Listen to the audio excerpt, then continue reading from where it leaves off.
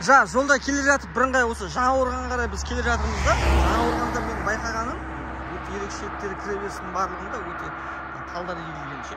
Талдарды байқауға болады. Қасымдағы әріптесім Нұреке. Ассалаумағалейкум. Жалпы Нұреке, сіздің ана бір сөзім есіме түсіп кетті да, осы талдарды көрген кезде есіңізде ме? Сіз бір сөзіңізде маған айтып едіңіз. Біздің осы Жаңақорғанда мен біраз уақытымды осы жақта арнап, осы жақта қызмет еттім деп. Сол кезде тал еттім деген да? Иә. Сол тал еттім деген ойыңыз маған қызық болып тұрды. Қай тал егіпсіз? Енді жалпы ол кезде 2005 жыл болатын тұғын.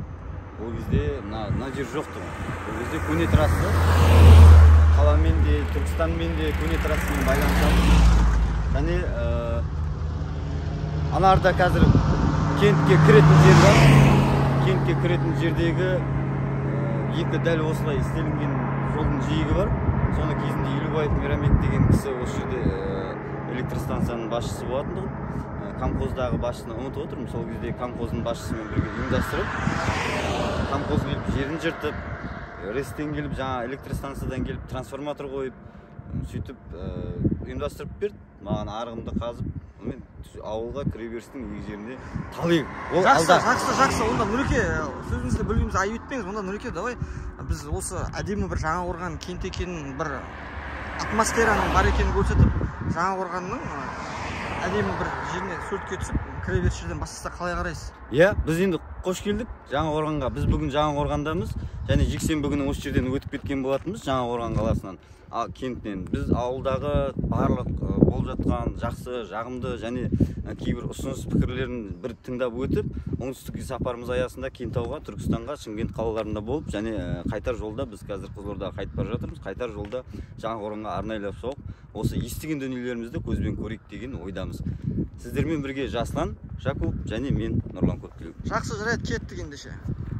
Мінекей, мынау біздің өзіміздің астымыздағы тұлпарымыз сенген. Осы тұлпарымызбен бірге оңтүстік сапарға бара жатырмыз. Мінекей, өздеріңіз көріп тұрғандай, Жаңақорған кентіндеміз. Жаңақорғанның бұл кіреберісі мінекей әдемі бір ескерткішті байқауға болады.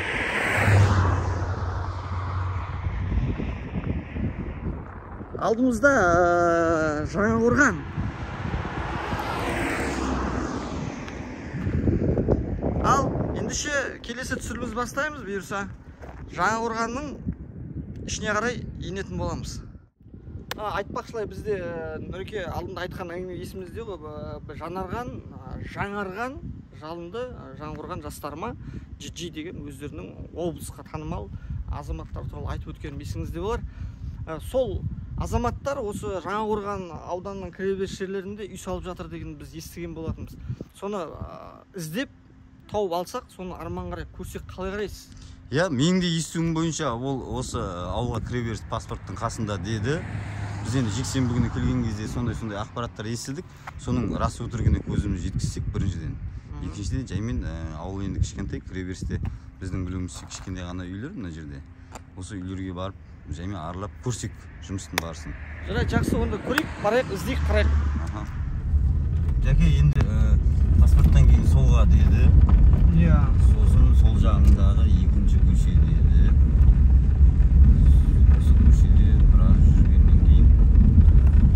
Жалпы деймін, Нұреке, біздің Түркістан, Шымкент жаққа қарай жақын болғаннан кейін ба, бұл жақта салу үйлері басқа бір стильде сияқты байқалады. Мысалы біздің Қазалы, Арал жақ көшелерінде, мысалы Арал жақ әсіресе ауылдық елді мекендерде көшелер үлкен ғой, байқайсыз ба? Үлкен. Мына жерлерде бір өздеріне ыңғайлы. Енді құрылыс саласында жасағасын ба, мен бірінші материалға көңіл бөліп қарап келатты Жаңақорғанда. Материалдар арқылы секілді. Шиеліге, біздің қалаға қарағанда Шымкентке жақын болғаннан кейін ба.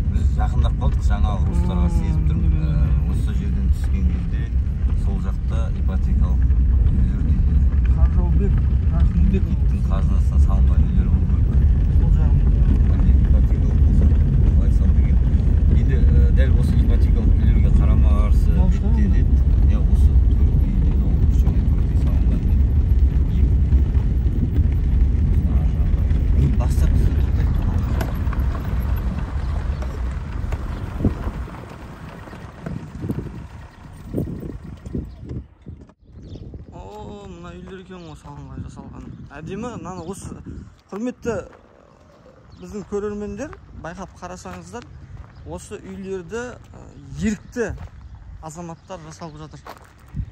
Бір машина келді ғой. Нұреке, мына үйлерді қандай әдемі қылып жасаған қараңызшы. Иә, бойында асарлатып салдық деді ғой. Асарлатып салған өте дұрыс қой. Мына құрылыста жүріп жатыр екен. Одан құрылыс кімге тиесілі екенін білмеймін, бірақ жерге тұрғын үй ма ар жағында да. Мінекей, құрметті, жалпы біздің көріп тұрғанымыз, мына үйлер салынған үйлер, яғни осы Жаңақорған ауданының белсенді азаматтары, Жанарған жалынды Жаңақорған жастары. Солай ғой, иә? Керемет, керемет. Şimdi biz kırma yapar, kurudun jeki almalı. O da bir söyleyeceğimiz. Koyat çıkar o. Жақсы үлгі аларлықтар сен, намар. Ne var, azınlıklar geliyor. Var söylesek kimdir?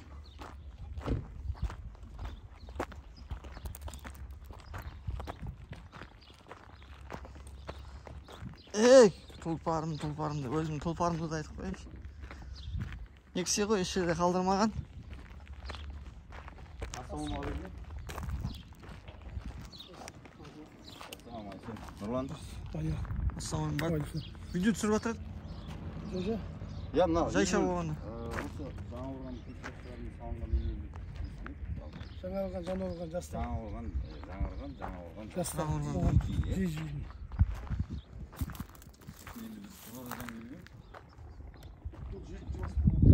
Етші баспана? Сіз кім боласыз сонда? Мен осы корпустың басы қасында жүретін адам. Ғания Досынтаев, осы Жаңақорған жастарының белсенді мүшесі.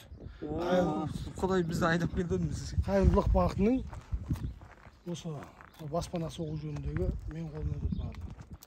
Осы аудан азаматтарының, аудан тұрғындары, кәсіпкерлерінің атсалысуымен салынған. Біз айтып отырған жастар. Иә. Естіп жатыр, кеше біз жексенбі күні келгенбіз.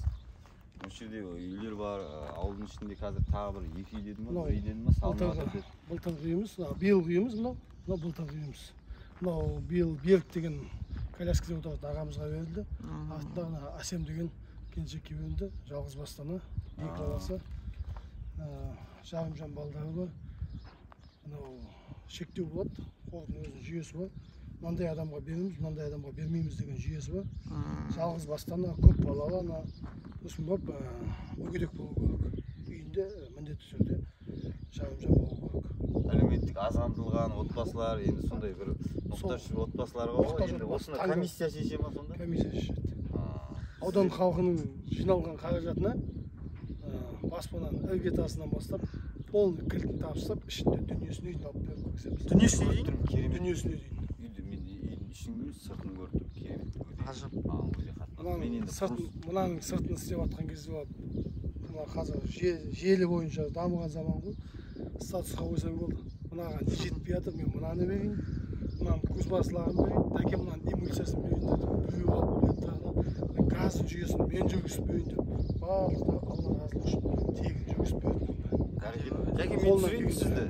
Мен көзілдірікті де біз ұмыт қалдырмайық. Бізде осы жобалар бізде былай да қазір арнамыз бар, яғни YouTube арнамыз жасадық. Бұл жерде шынайы дүниелерді біз көрсеткіміз келеді. Халыққа үлгі аларлық дүниелер болса, біз елге не бере аламыз? Біз жаңағы ешқандай бір проекті, болмаса бір жобалар жасап жүрген азаматтар емеспіз. Өзіміздің осы YouTube арнамызда, өзіміздің контентімізді, яғни Facebook жеке блогерсінде,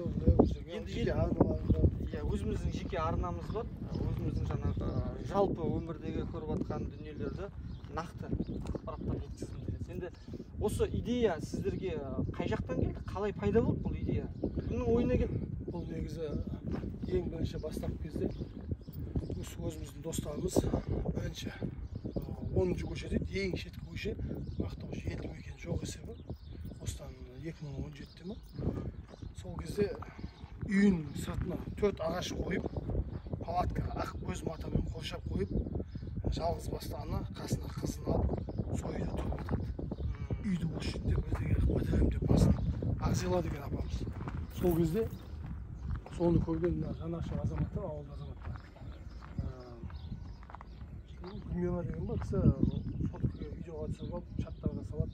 Сол кезде көзбен көреміз дағыны. Енді жүрек тулап шыдамай кетеді. Анан барамызда жолдас балдар, осы ағайын туыс аудан азаматтарды көріп, қолға алып бастап, бірінші баспадан бітіріп берген кезде асар әдісін қайттан жаңғырту керек екен. Сонда мотивация туындады ма? Мотивация туындады. Оны енді өзіңде көрсең шыдай алмайсың. Ақ көз матаның ішінде адам жатады, қарап тұрсаң. Ар жағында шакалдар келіп жатады.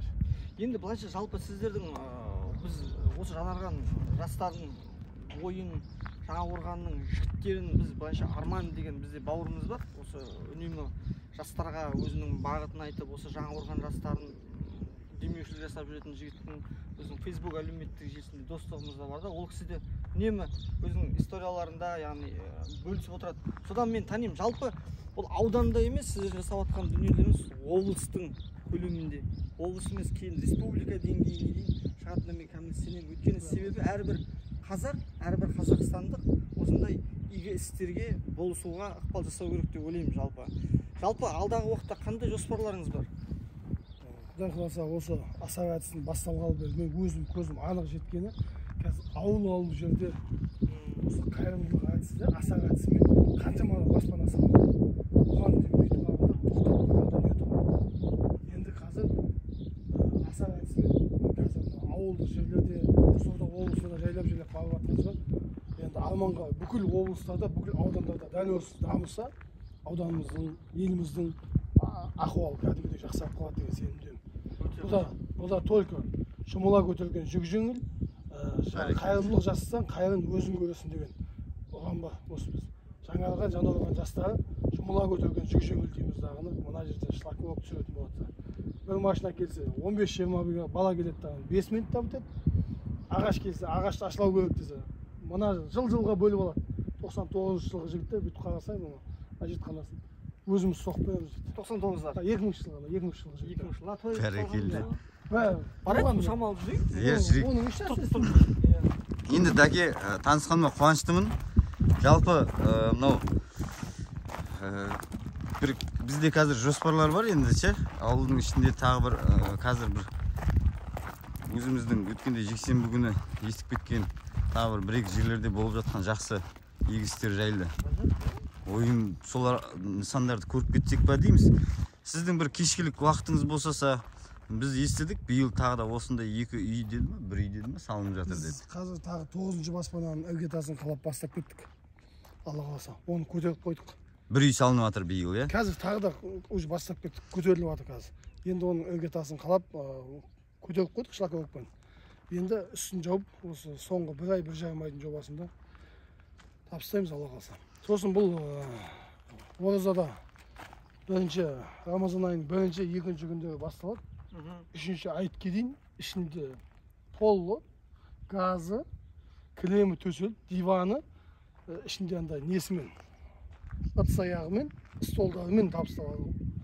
Тек келеді, бала шағасымен келеді. Таза келеді. Керек болды, газ, холодильник. Байқадым я, газ сатылған.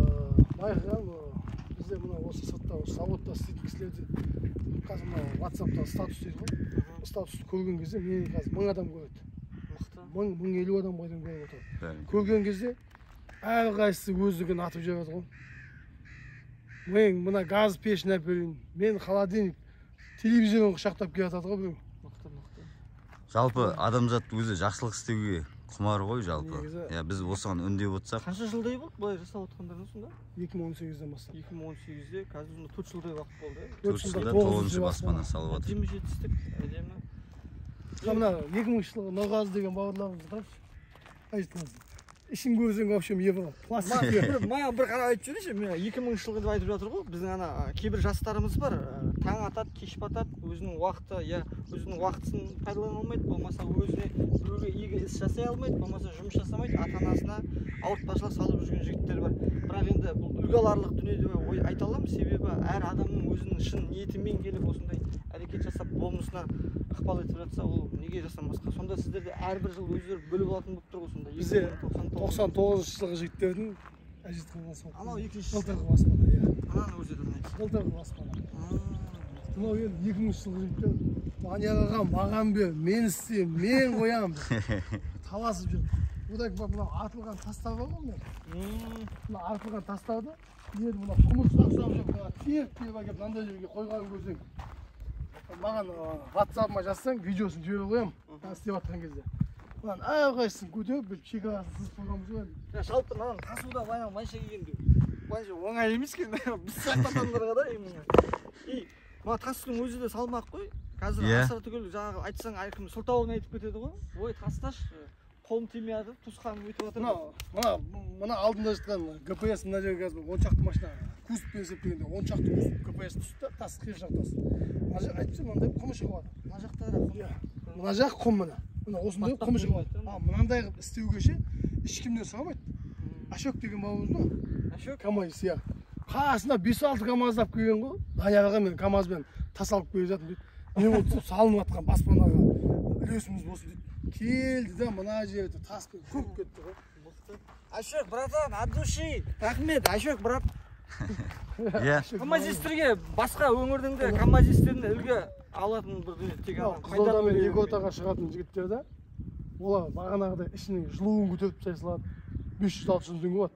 Чат па онда чат. Тас тасымал деген. Жаңа алған Қызылордадан тас тастың КамАЗ. Одан ба мына аудан ішінде ауданның жұмыс КамАЗдары бар. Мынаның ішіне құмын тасу керек па. Топырағын алып келу керек па. Шлака огна келу керек па. Әке, не бар айтсайды, әке дейді ғой сондай, енді жазған сөздерін көрсек, мен қап кеттім ба не деп жылайды ғой кәдімгідей. Ренжи ме кәдімгідей? Мен аман деп. Бөтен бір айтпай құмды сөкіп кетеді. Құмды қоядың да келесі жолы көзін етсең. Мен әкелем деген адам кәдімгідей жылайды ғой. Менікі амандың ба не сонда деп. Қояды, сенікі де есептеді. Болды алып қоясың. Уайымдама, бәрі болады дейсіз ғой. Сіздің уақытыңызды алып жатқан жоқсыз ба, әке? Бәрі дұрыс па? Негізі асығыс өтіп бара жатқам, сендер мынау нағып жүр, кім бұлар? Біз бағанан бері мына жерде адасып айналып таппай. Үйінде ішімде қойдым. Ұйықтап отырмай елейді. Мынаның крышасын жабатын кезде Исаевтар деген әулет бар. Исаевтар? Иә, 25 шақты адам, 2 отбасыдан шыққан балдар. Өзіміздің қатары балдар. Сол. Сонан бір күнде крышасын жауып кетіп қалады ғой. Аң-таң. Бір күнде үстінің ағашын салып крышасын жауып кетіп қалады. Ар жағындағы там бір күнде, мынаны 1,5 күнде бітті. Мынау асықпай істеп 1,5 күнде бітті. Анау асықсыз болып бір күнде істеп бітіп шығып кетті. Еще олардың істеген крышасы желмен ұшып кету деген пайда жоқ. Қатып қалады дейсіз ғой. Қатып қалады осылай. Уақытқа ақырет кейін жалғасады ғой. Иә, онда дәке, сіздің де уақытыңызды алмайық. Біз сізбен байланыс номеріңізді алайық. Кешке Құдай қаласа біз бүгін осы ауылдамыз, сіздердің ауылдарыңызға келіп жатырмыз. Кешке бір хабарласып, биылғы салынып жатқан құрылыстың басына барып, сол құрылыспен танысып, балдарға рахметімізді айтып, жалпы олардың бір ауыз ықылас пікір ойларын тыңдап, сосын енді мен өзім құрылысшымын ғой жалпы. Құрылыс деген нәрсені өте кәдімгі жақсы көремін. Әрбір құрылыс өзінің балаң сияқты да. Нөлден бастап жасаған кезде мына видеоға түсіруге менше қазіргі кезде дым қарсылығым жоқ. Жастарға үлгі болу үшін, әрине. Жастарға үлгі болу үшін. Мынаны аламыздағыны кейбіреулер ренжиді, түсірмей-ақ қой, жасырын болсын. Жасырын болса, сенің атыңды атап түсін түстеп жатқан жоқсың. Пәленше су буға келіп берді, болды. Сосын барып қалғандағы келіп жаудырып тастайды ғой. Мына жерде жатқан ұсталарға сол күнде суын әкеп төгетін жерге. Ең бір айтып кететін де, единственный айтпасаң болмайтын нәрсе, күнін көре алмай жүрген бір бала. Мен ағам айтады, Дархан ағама. Дархан аға, мен мына оборотына кірпішті мен берейін. Мақұл бересің. Үйің қай жерде? Мына жерде көшеде түсіп баратқанда оң жақ бетте. Мақұл, болды, жібереміз балдар. Маған ағамыз ондайды, мына жақтан барып аласын.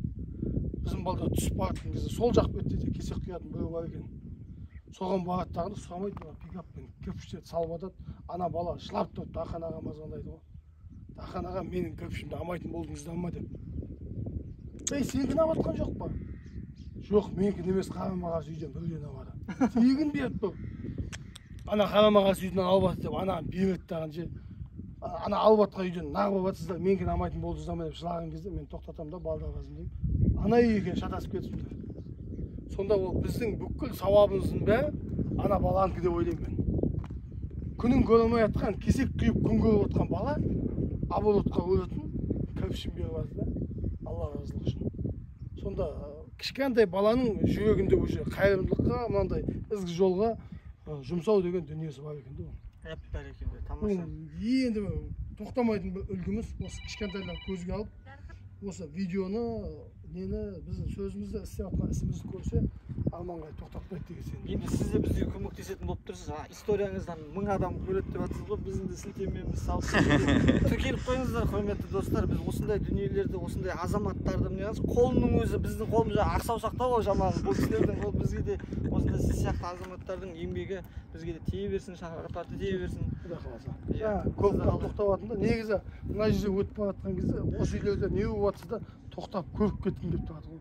Не болып жатыр екен, не болып жауапкершілік қой, бұл үлкен жауапкершілік.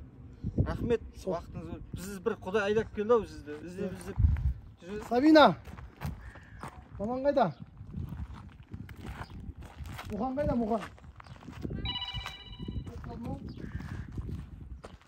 Бәрекелді, Жаке. Нұреке, вообще Жаңақорғанға уже кіріп келе жатқанның өзі бізге үлкен мотивация сыйлап жатыр да. Құрметті көрермендер, көзілдіріктің біз әлде де Жаңақорғанның ішіне қарай енгіміз келіп тұр, көргіміз келіп тұр. Бұл біздің тек алғашқы көріп жатқан дүниеміз. Мүмкін іште проблемалар бар шығар, мәселелер бар шығар, барлығы күшті деп айта алмаймыз, бірақ жалынды жастардың жасап жатқан дүниелері жүрекке жылу беріп жатыр. Ендеше біз видеомызды жалғастыратын боламыз. Бізде единственно айтып беретін, бұл бір адамның қолынан келмейді. 2 адамның қолынан келмейді. 10 адамның қолынан келмейді. Бұның бәрі жұмыла көтерген жүк жеңілдеген біздің Жаңақорған жастарының ұраны бар. Жұмыла көтерген жүк жеңілдік. Осы себепті аудан тұрғындарына, азаматтарына алғысымыз шексіз. Видеороликтен көретін боласыздар. Ауданның азаматтарына, сыртта жүрген бауырларға алғысымыз шексіз. Алла разы болсын, Алла қабыл етсін. Амин. Рахмет. Аттарыңызды жынды. Сізден жынды деген сөз бізде бар ғой, супер деген ғой негізі ше. Көбілер түсінбейді, жынды деп тұрсың да мен деп ше. Аудан азаматтарының қолында бағын беріп кетіп. Құтты қоныс болсын. Міне біз уже кіріп келе жатырмыз Жаңақорғанға қарай. Қойнауы, Құт, Елібай, жері дархан, құтты мекен, Жаңақорған деп қандай ұйқаса. Жаке, айта беріңіз. Міне кіріп келе жатырмық. Ескі Жаңақорған, ескі трассасы осы жерде ғой. Мына жердің бәрі айдала, жаңа неге қарай, тауға қарай жол тұғын. Өгіз мүйізі деген тау бар мына жерде. Өгіз мүйіз? Мына жол апарып артта тауға өгіз мүйізге барып түріледі. Мынау Постыгай болып, оң жақта Постыгай бар тұғын. Бұл жерде Бибек деген кезінде запад болып, қазір ол Синой болып кетті. Мынау арка, негізгі арка тұғын. Мынау кіргізетін арка. Негізгі арка тұғын. Міне осы жерде жүзден жүреді. Міне Жаке. Жаслан бауырым. Мына талдарды, мына арықтарды композ қазып берді кезінде. Мына арықтарды. Мына жерден 2 арық, мына жерден 1 арық қазып.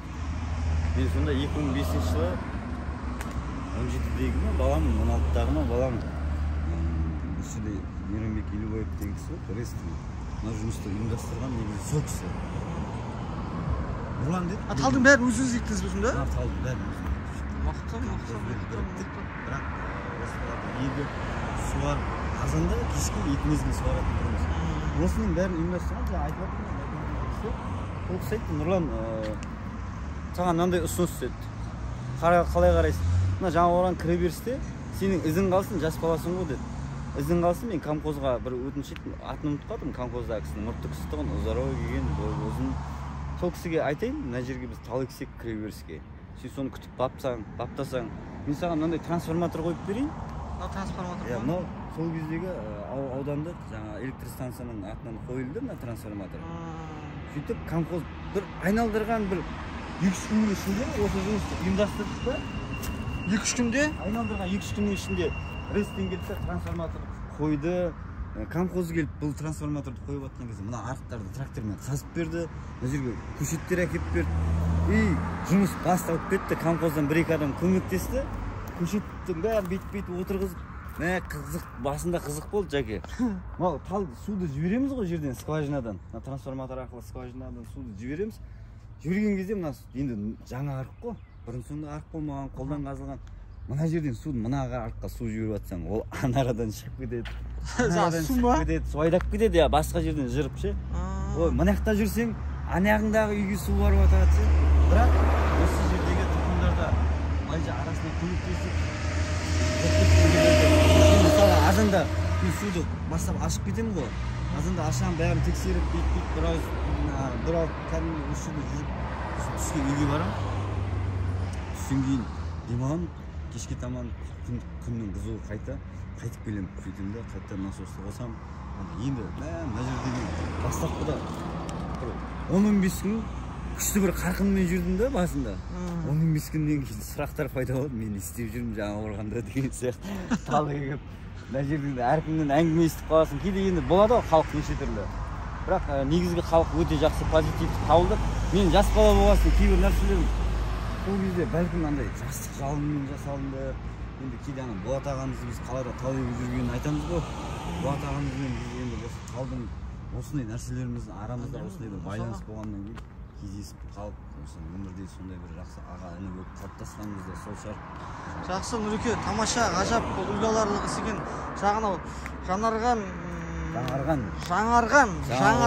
Жаңарған жастары деген GG деп қысқаша айтайық.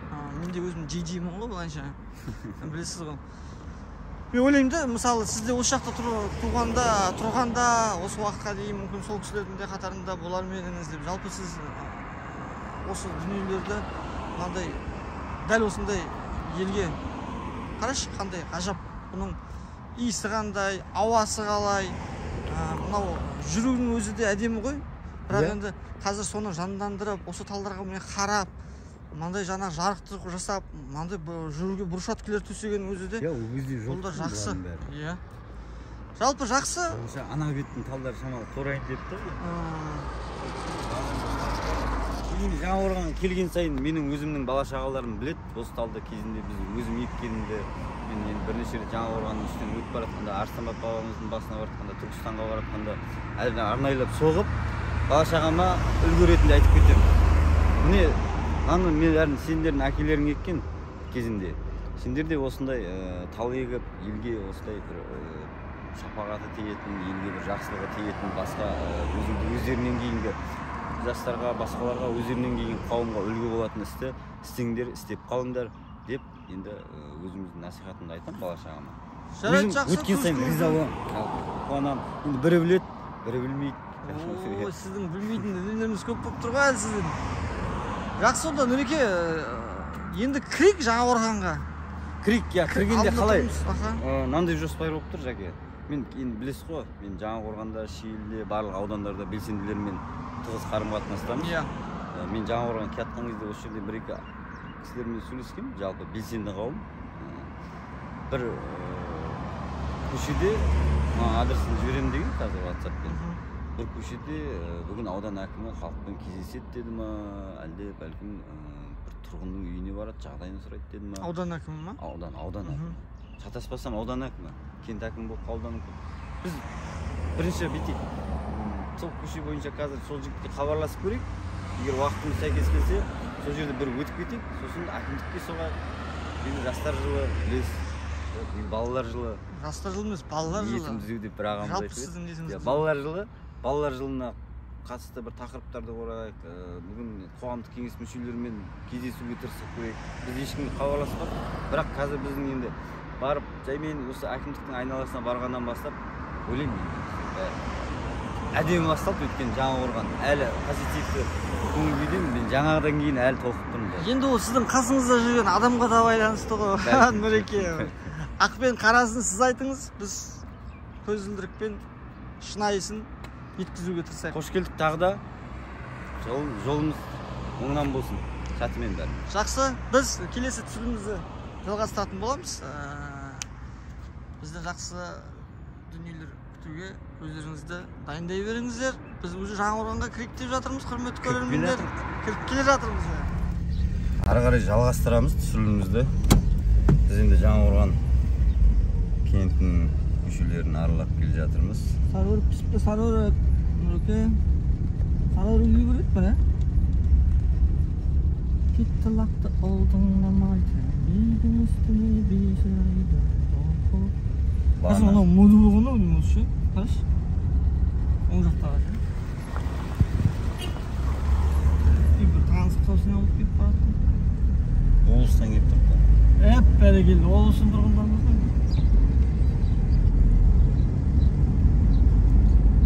Sen yürüyüp, yemeği түсіріп. Şöyle bizde asық жоқ. Asık qana şeytanın ne mesele?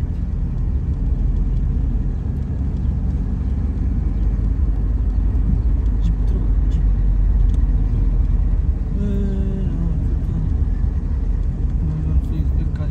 РК дейді, әкімдікі ғана тоқташ.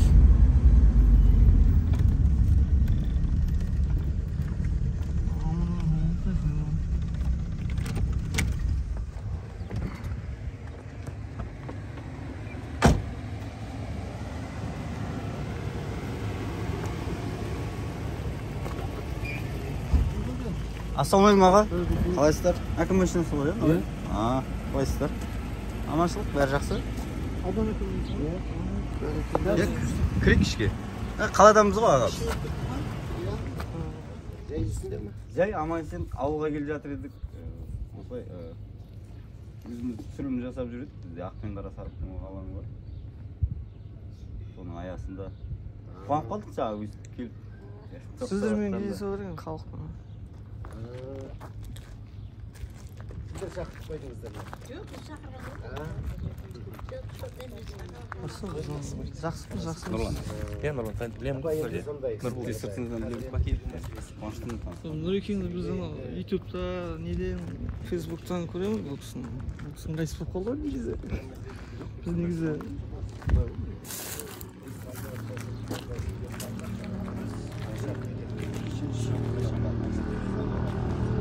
негізі бір аудан әкімінің үстінен түсіп отыр. Қызықты ақпарат болайын деп тұр. Аудан әкімін мен өзім жалпы танымаймын. Аудан әкімі қазір жалпы ашықтыққа қалай екенін байқайтын боламыз. Бұл бір күтпеген жағдай болып жатыр негізі. Нұреке, бұл бір күтпеген жағдай болып жатыр да, мен өзім аудан әкімін жалпы танымаймын. Бірақ қалай ашықтығын қазір көрейік ол кісінің. Біз енді бізде келген себебіміз былай. Біз бүгін Максим келіскенбіз бүгін. Сағат 3-те келеміз деп. Өткен біз әр аптан 3-ші күні. Біз бүгін сағат 4-те жеке қабылдау болады.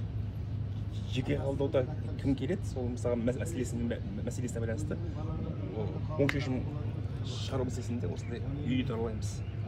Зерттеу жұмыстарын жүргіземіз.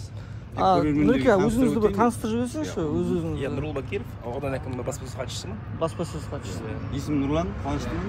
Нұреке, жалпы бізде де ешқандай теріс ниет жоқ. Дұрыс бәрі. Біз ауданға келдік, біз баға таңертең келдік та. Ол жаңыз бүгін ғана емес, бізде аудан әкімінің күнделікті көшеде жүрдік. Өйткені бізге жеке қабылдау біз әр аптан 3-ші болады дедім жаңа. Содан келген мысалы сұрақтар болып кейбір кісілердің ұсыныстары бар. Көшенің жарығы дейді, көшенің жанында су дейді. Мысалы үй, бір үйден 3 семья тұрамыз, 3 семья тұрамыз. Жалпы нақты бір қазір көшенің бойында кездесіп қалып жатырмыз. Мен қазір стабилизаторымды алып алайын. Қазір бір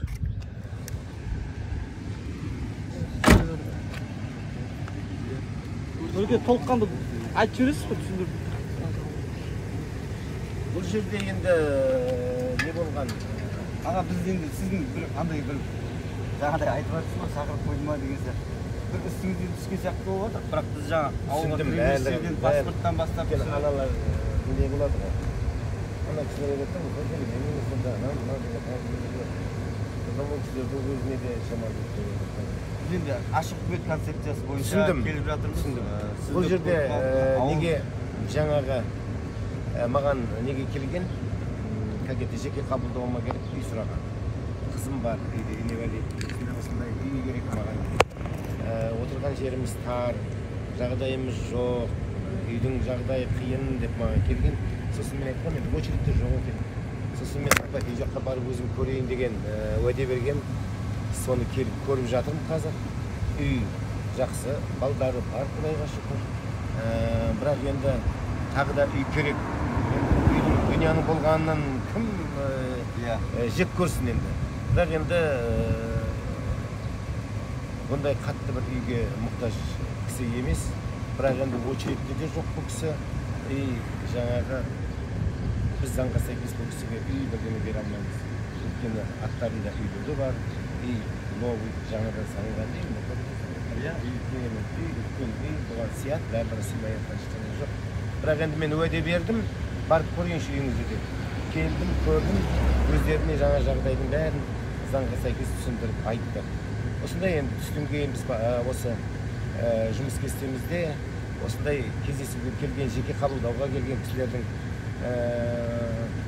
жаңағы жұмыс кабинетімізде отырып шешпейтін, барып орнында шешетін жағдайлар болады, сондай жұмыстар болады. Соларды аралап, барып, көріп, заодно мына көшемізді көріп, тазалығымызды көріп, сондайларымызды көріп, тексеріп жүреміз. Соған байланысты келгенмін. Келсеңдер, мінекей, онда қазір мен ішке барам, тағы бір жерде соғам. Сосын іште бізде жұмыстарымыз бар. Соған барыңыздар, естіші соған қатысыңыздар. Рахмет аға, біз енді сізге өте қатты көрермендерімізге де айтып өтейін. Бізде Мұрат Жолгелдіұлы осы ауданға жақында ғана әкім болып тағайындалды және облыс төңірегіндегі жалпы біраз белсенділер біледі. Ағамыз келген кезде осы аудан тұрғындарының біраз ой пікірлерін ашып өзі кездесіп, барлық еркін форматта тыңдаған. Және де біздің де осылай ағамызды көшеде кабинетте емес, көшеде осылай халықпен тікелей өзі барып, өзі қатынасып жүргендігіне өте қатты күтпеген жерден бір толқу болып кетті іште аға. Рахмет, Құдай қаласа сіз жаққа қарай бір жолықсақ. Келіңіздер. Бізде қазір бір аудандық қоғамдық кеңеспен бір жоспарланған кездесуіміз бар еді. Негізінен ол кісілерге жоспарлағанда қалай? Біз келе жатырмыз дедік, бірақ неге келе жатырып, не істеп жүріп әлі айтқан жоқпыз. Бірақ енді сол кеңеспен кездесіп жүрсек, жақсы. Сіз жаққа қарай жолықсақ. Жақсы, ешқандай жасыратын ештеңе жоқ, бізде бәрі ашық. Алдымыздағы пландарымыз да, қоғамдық кеңесте де мен жақында кездестім, ол жігіттермен де сөйлестім. Олардың да ойының барлығы ашық. Сондықтан да қандай біздің үкіметтік емес ұйымдар болсын, біздің мемлекеттік мекемелер болсын, қай-қайсымен де кездесулеріңізге болады. Ашық әңгіме жасап, олардың істеп жатқан алдына қойған жоспарларын білулеріңізге болады. Рахмет аға. Жақсы. Сау болыңыз. Жақсы, Нұреке, қуаныштымын танысқаныма. Көрген жоқ. Біз зейнеткерміз. Зейнеткерміз, ондай біз көрген жоқпыз. Оны 13 мың болды деймін. Оның 13 мың болды. Бұл не деген масқара? Біз шетелге береміз деп, сонда өз халқымызды жәндегі аштыққа тіреу ма? Қандай мақсат деген мен түсінбеймін. Ол жәндегі жауырған облыс әкімінің және туған жері деп ұрақ беру керек па? Или олардың ойына күйін істетуге мүмкіндік беру ма? Мен өз мінезім жақпайтын адаммын. Мына кімдер, әшекендер біледі. Кеңеске жақпайтын адамдар жақсы аға. Сол заманында да айтсам, әлі де айтып келатырмын. Мына Талдыбаевтың кезінде бір директорге жылап отыр дейді. Сәке маған нені қой ұрса береді. Сөйтсе, не дейді? Жұмыс қой деп еді. Әбе көп деп еді, әпсемелікке. Келесіз бе? Үйрі ғой, маған да сол той жөнінде де өйтеді. Әбекеге болып кетті, тұрып кетіп қалды. Содан қалған сөз бар. Ерумоймен егеспей, егесін жақсы егесті. Нұрлан. Айтқан істеп қоя қой, бір екеу үлеткен естеді. Ол енді айтқанды істейтін берім ғой. Қант бағасын айтып жатсыз ба аға? Шынымен де кеше біз осыдан бірнеше күн бұрын оңтүстікке сапар деп жазған күн бар бауыр. Нұрлан, бізде ақ пен қара деген мини сараптамалық алаң бар. Иә, сосын оқығасын келіп тұрмын мен. Сосын бауырымда көзілдірік деген осы жобаны біз соңын кескеп көзілдірік? Иә, көзілдірік деген жоба. Осы бауырымызда енді серпін деген бағдарлама болды, қазір әлі бар серпін бағдарлама. Иә, баяғы Мұрат әкеліп қой. Біздің Қызылордадан шыққан жігіт, сол бағдарламаның бас тарханы болған жігіт, өзінің кезінде сол бағдарламамен оқыған Мұртабеновтың шәкірттері, жалпы 12 студентке жол көрсетіп, 12 студентті кезінде дұрыс жолға бағдар берген. Иә, себеп болған жігіттердің бірі. Біз енді оңтүстікке сапар аясында деп Шиеліде бірінші Шиеліге келдік. бірінші ауылымыз ғой деп Шиеліге келдік. Мен Шиеліні білемін жақсы, мен Жаңақорғанды жақсы білемін. Мен 2005-те осы Жаңақорғанда бала кезінде студент кезінде мына сіздердің ауылдарыңызда баяғыда Бейбек деген заттар болды да, түні болып кетті. Соның қасында арқада Қорасан атаға дейінгі мешіттің, мешітке дейінгі екі жақтағы талды мен бірінші курсында еккен бірінші адам мен осы талды. Кампоздағы өзі ағаның аты ұмытылып, мұрттағы ауыл кампозда ұзын бойлы. Соларға каналын жыртып берді, ресттің бастығы трансформатор қойып берді, осыны ұйымдастырып. Сөйтіп Шиеліге келдік. Шиелінің жағдайы шынымен де көңілді, қатты жабырқатып жүрді. Біз кірдік, ауылға кіргеннен бастап жолдың жағдайы, көшенің бәрі қоқыс болып қалған. Жалпы енді қиын болып тұр. Ананы түсіріп алдық та, түсіріп. Енді шығару қалай болады екен, шаршап тұрыспа, шығарып сөйтіп келіп, ауылдың ақсақалдарын поштан алдында тұрған ақсақалдарды кездестіріп қалдық. Амандастық, камераны сөндірдік та, жай пікір алмасып. Бірінші ойларын білейік деп, ауылдың тұрғындары ғой енді. Бірден андай ағалар деген жақсы емес дейді. Қатты өкіл аздарын сіз қант жайлап ол кісілер қанттан бастады, ұнды айтты, етті айтты. Жалпы енді халыққа көп нәрсе керек емес қой, азық-түлік, дәрі-дәрмек, жол, свет, су, газ деген осындай кішкене мәселелер ғой халыққа. Сосын аға дедім, Расул, сіз айтып тұрсыз ғой, енді мен естіп тұрмын. Мен естуші как аманатты қабылдаушы адам ретінде, мен қазір барып менің айтқаным бір бөлек, билікке барып. Мен экранды қосайын, қазір видеоны қосайын. Видеоға айтыңыз. Сосын мен сіздің сөзіңізді ары қарай өзімнің пікіріммен жалғап, облыстың басшылығына, және біз облыстық қоғамдық кеңесте қазір осы сіз айтып отқан СПК-ның мәселесін толығымен қарап отырмыз қазір. СПК-ны толығымен концепциясын өзгерту. СПК байқоңыр қазір делдалдарға ақша беріп, елге картопты, жаңағы сіз айтып отқан қантты мәселесін шешкісі келеді. Бірақ біз шаруаларға ақша беру мәселесі. Делдалға емес, шаруаға тікелей ақша беру. Аса оңай ма?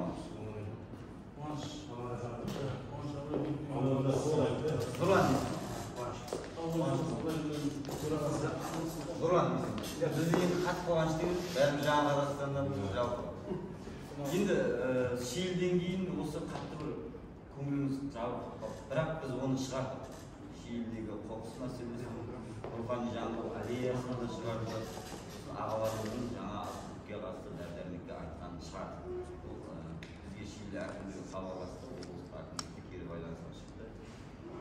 Содан шыққаннан кейін Жаңақорғанға келдік. 80 күн істедік. Енді Шиеліден шықсақ, Жаңақорғанға келедік.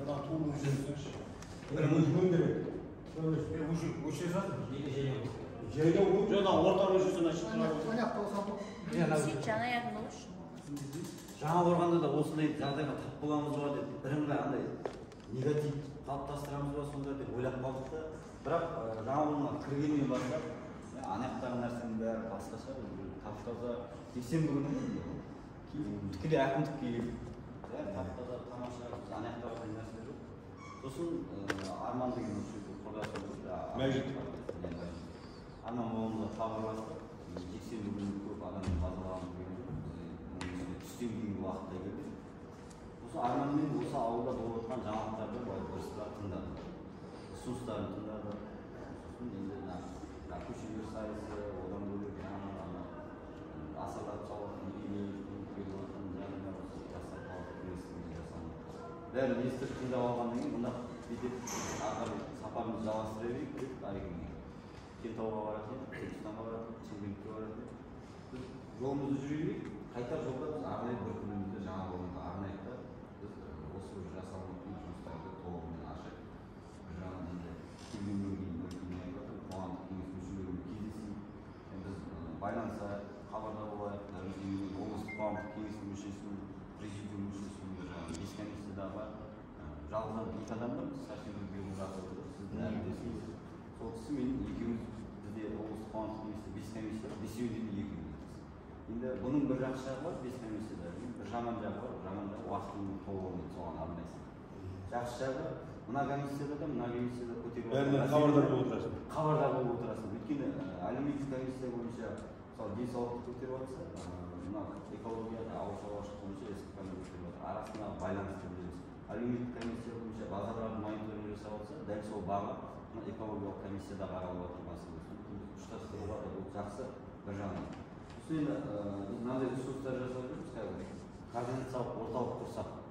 Бұл Жамбыл облысы бұрынғы шақырылым, бұрынғы неде қоғамдық кеңесте біздің қазіргі алдымызда құрамда 60 шақырым алдында құрам екінші содағы координациялық орталық құрып емес көлем негізінде бүкіл аудандық, қалалық, облыстық қоғамдық кеңестің ішінен кейбір мүшелерін сайланатшы өздерінің ауданына сөйтіп координациялық орталыққа кіргізді. Ол орталық барлық қоғамдық кеңестердегі болып жатқан жаңалықтар бір орталыққа топтасты. Комиссияларда көтеріліп жатқан мәселелер, жасалынып жатқан жұмыстарды бір орталыққа жиындап, ақпарат бір жерде. Бүкіл қазір енді біз облыстық қоғамдық кеңеспіз, бәлкім сұратып ақпаратты аламыз, ал егер жаңағы координациялық орталық болса, барлық ақпарат бір жерде болады, бір жерде орналасады. Координациялық орталық кездесіп өзі қайда бәлкім мезгіл бөліп бәлкім кездесіп тұрады. Осындай ұсыныс бар негізінде. Оны әдейі аудандық кеңестерде айтып жүрміз. Сіздерден қолдау. Енді мен жалпы көп оймен бөлісуге емес, мен сіздердің әлі жаспын, 33-пен. Сіздердің ауданда қазақта сөз бар. Көп жасағаннан сұрама дейді, көпті көргеннен сұрайды. Сен жас болғанмен сенің жүрген жәндегі кругың біздің кругта емес. Біздің кругымыз бір аяқтың айналасындағы кругта сендердікі расширение облыстық масштабта жүресің. Сондықтан сендердің көргендері көптеу болып, оның үстіне жәндегі жерде біз бір қоғамдық кеңестің өмірмен өмір сүреміз. Ал сен жеті ауданның қоғамдық кеңесі, қаланың қоғамдық кеңесі, солардың бәрінен түйін түйесің. Сода барып сен жәндегі сенің кругозорың бізге қарағанда әлде қайда артықтау болатын жері сол. Координационный советті қоған негізінде пайдалы. Нұрған секілді біздің жастарымыз бар, қоғамдықты қосып беру қасында. Қуаныш өкімізді көк шаруамен қол демейді. Осы қоғамдықпенен Нұрғанды айдан жіберсек, біраз нәрсеге себепкер болады. Ол жасыланды жібергенмен жасыланың мекемесі бар, басқасы бар, оларды жібере қоймайды. Қанша мүшеден алдыңыз? Қанша мүшеден енді біз әзірге сол Жамбыл облысының несін тәжірибесін айттық. Оларда әр ауданнан екеуден болды. Екеуден болды. Екеуден болды. Мен оны жақсы білемін. Менің туған қайым Жамбыл облыстық қоғамдық кеңесінің замы болды. Содан жақсы білемін. Осындай тәжірибелерді қалыптастырып, шамалы біз қазір президентіміздің тарапынан қоғамдық кеңес Нұрлан Лаура Бейбасарова, Айдахан немересі, журналист.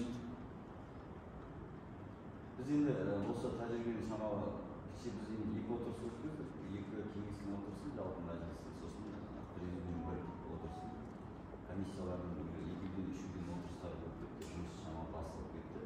Медицина, экология, азық-түлік, қаладағы автобустардың қоғамдық көліктердің мәселесі деген сияқты. Бізде осында қоғамдық көліктердің қатынасы бар ма?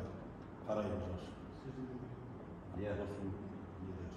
Сосын енді біз жүріп ағамыз айтып жатқандай барлық кеше Шымкенттің қоғамдық кеңесінің мүшелерімен кездестіріп, ол мынандай түсірілімде емес, жалпы нәрсәлердің кездесу болды, ол кісілер тәжірибесінде Түркістанда үлгере алмадық, бірақ Кентауда белсенділігімен кездестік.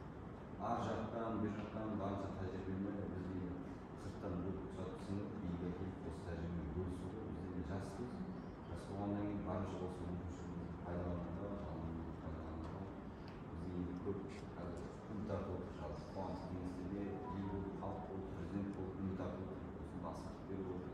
Бірақ кейбір қоғамдық кеңестің мүшелерінде болып қалады, біз тексеруші, бақылаушы органымыз деген сияқты түсініп қалыптасады. Біз ондай емес, біз консультация кеңесші органымыз, біз енді әрбір айтылған сындарға, әрбір айтылған ойларға біз тек қана сын айтып, ой айтып емес, ұсыныс айтып, осы нәрсені қазір енді облыстық қоғамдық кеңестің мүшелері барынша облыста өздері орныққан, көліктері қалыптасқан, өздерінің белсенділігінде еңбек жасаған еңбектерде сондай танымал кісілер қалыптасып тоқталса да барлығы белсенді бұл мәселемен келгенімізде Украинадан баяғыда әзір болып айтады депутаттар бір-біріне таласады бізде кеңесте сондай кәдімгі талас басталып кетті енді ол бәрі айналысып келген халықтың мүддесі әр осы үшін әрқайсысында өзінің қоғам өкілдері бар ақындардың көбінесе қоғам өкілдері біз кейде мына нәрсені біз көріп тұрған мәселеде дұрыс қой деп алып келіп көтеріп жатсаң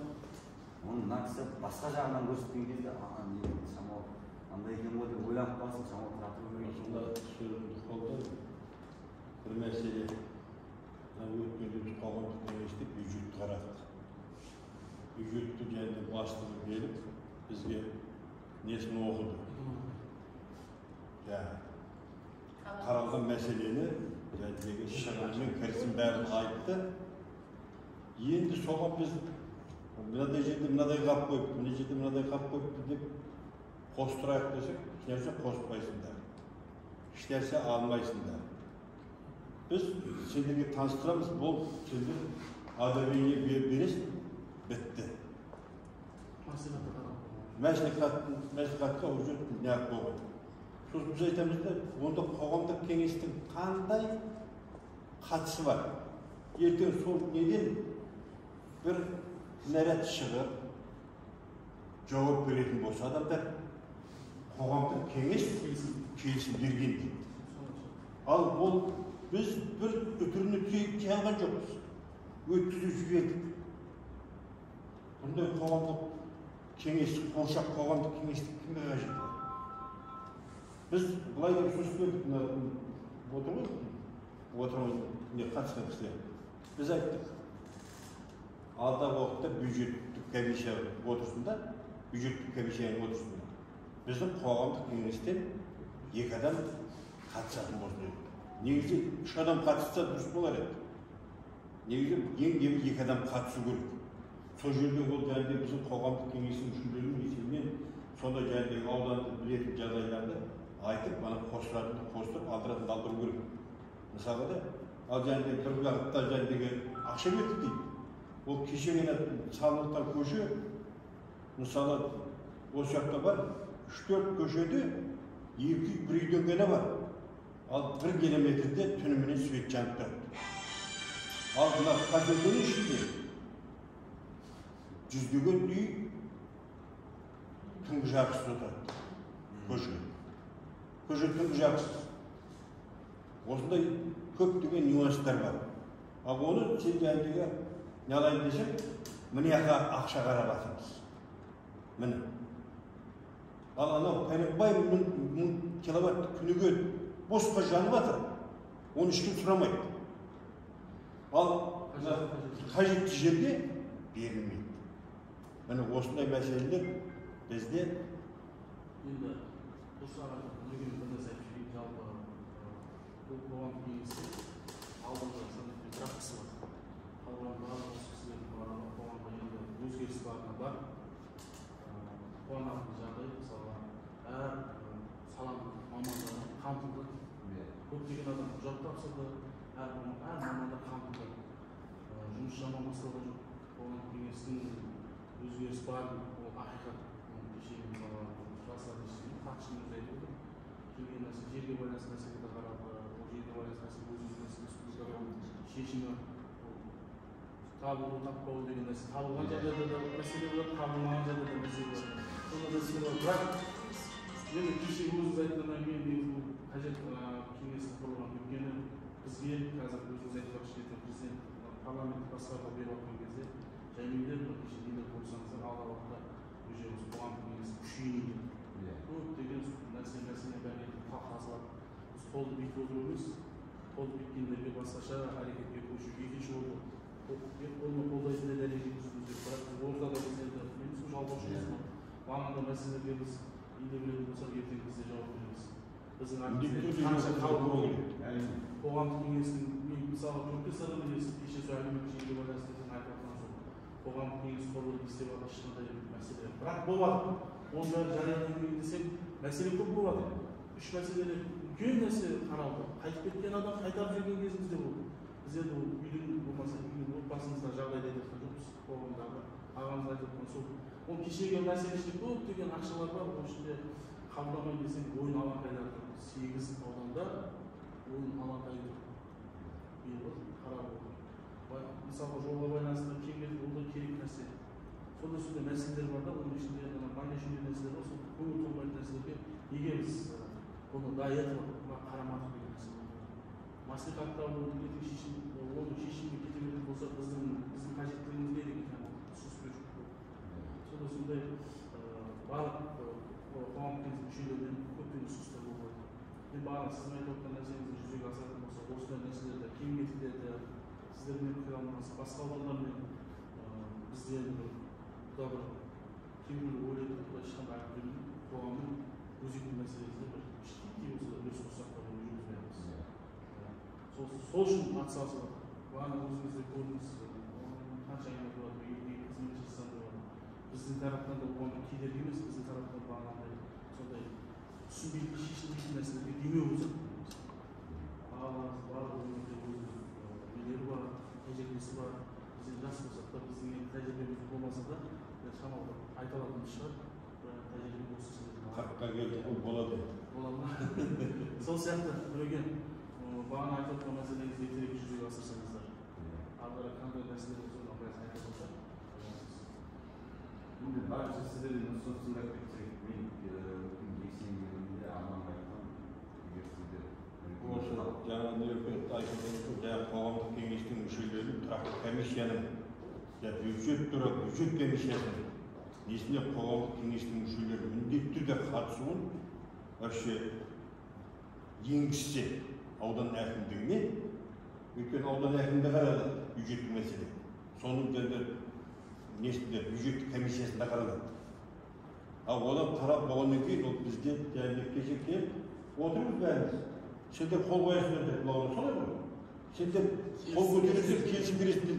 Біз мына түзетуіміз енгізбейсіңдер дейді. Жалпы негізі қоғамдық кеңес болғаннан кейін отырып қалды. Бізде негізі ұсыныс жасауымыз керек қой, өзгерістерге дұрыс па? Аудан әкімдігіне мысалға да, мысалы кешегіде айтып отыр ғой жалпы. Көбісі білмейді. Мысалы, егер де біз алдын ала жаңа ұсыныс беріп, сол жерден бюджетке қарасақ біз көңіліміз толады ғой, өтіп жатыр, иә? Әрине.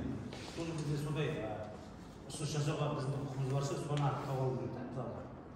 Ол кеңеске мүше бюджеттік комиссия болып отырған біздің бір, екі, үш ұсыныстарға қосуымыз керек та. Сондай жұмыс жасау. Сіздер сол бюджеттің комиссия составта сіз болсаңыз, сіздің тарапыңыздан ақылдасқаннан кейін міндетті түрде ұсыныс болады. Ұсыныс болады. Ол сіз ұсынысыңызды тастайсыз, олар сол кезде негізі біздіңше бұлай жасалу керек сияқты, біздің өткенде жасаған ұсынысымыз былай болды. Бюджеттік тараптан бөлінетін кезде біздің құрамынан қоғамдық кеңес құрамы 2-3 адамды бюджет ақшасын бөлінетін кезде адамды қосу, немесе жаңағы менің өзімнің ойым сізге просто ұсынысымды айтып көрейін, ойымды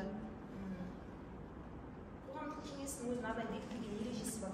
Біз Нұрекең екеуміз енді мінекей Жаңақорған аудан әкімдігінің ішінде тұрмыз. Бағана кісілер бізге бір байланысқа шыққан болатын. Бағанағы біздің әрекетімізден кейінгі кері байланысқа шықты. Яғни бүгін әкімдіктің ішінде бір кішігірім марапат болады. Аграрлық колледждің республикалық конкурсын жеңді деп мен түсіндім. Бар еді? Бар еді, біз мінекей профессиональный бір мамандар сияқты өткізіп бара жатырмыз алғашқы.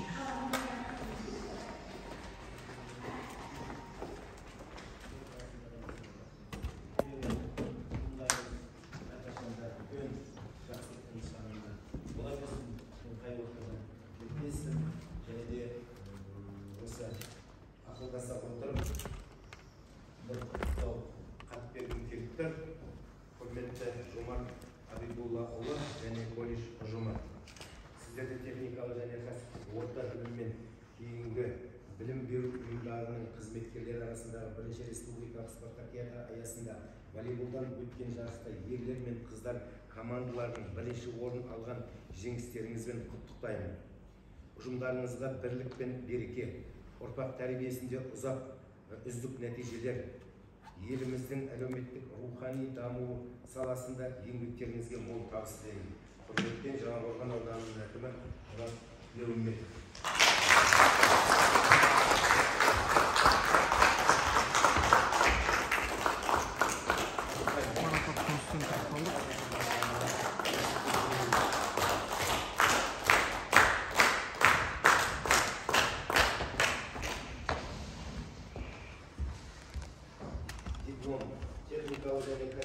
осында білімнен кейінгі білім беру ұйымдарының педагогтары, қызметкерлері арасындағы республикалық спартакиаданың жалпы командалық есепте екінші орын иегері бар аталады. Білім және ғылым бірінші вице-министрі Карин Кибей, салалық кәсіптік төраға Мукашева дейді. Екінші орын. Сіздерді марапаттап жатыр ғой да? Қызылорда облысы. Командалық есепте. Бұнда сіздер жұмыс да?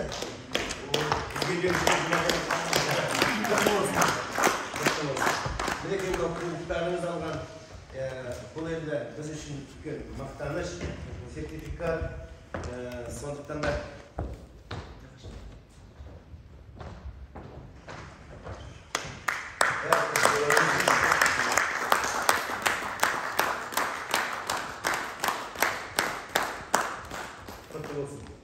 құтты болсын. Енді аз еңбекке келетін нәрсе емес.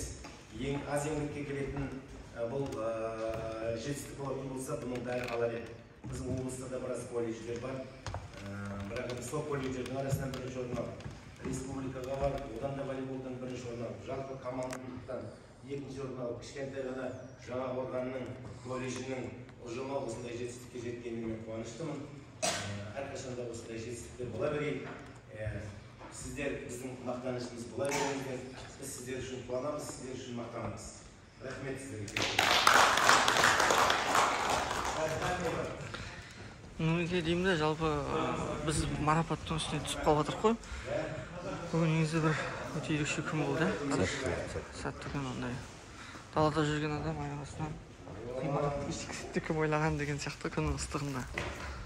Ол керемет марапат. Кішкентайда болса, қалаларыңыздар.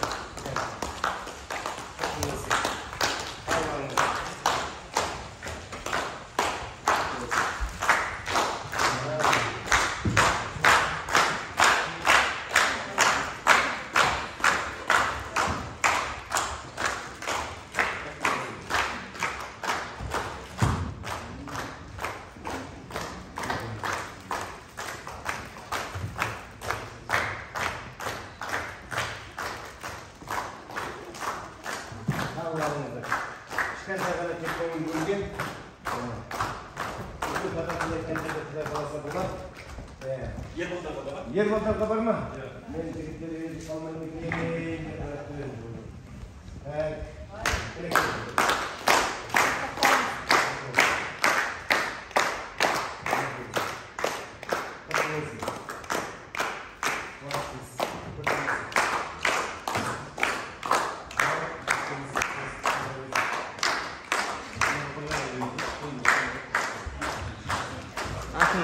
Арт жағына, отырған жағына ішіп біткен соң кісілердің бәрі қуанышты.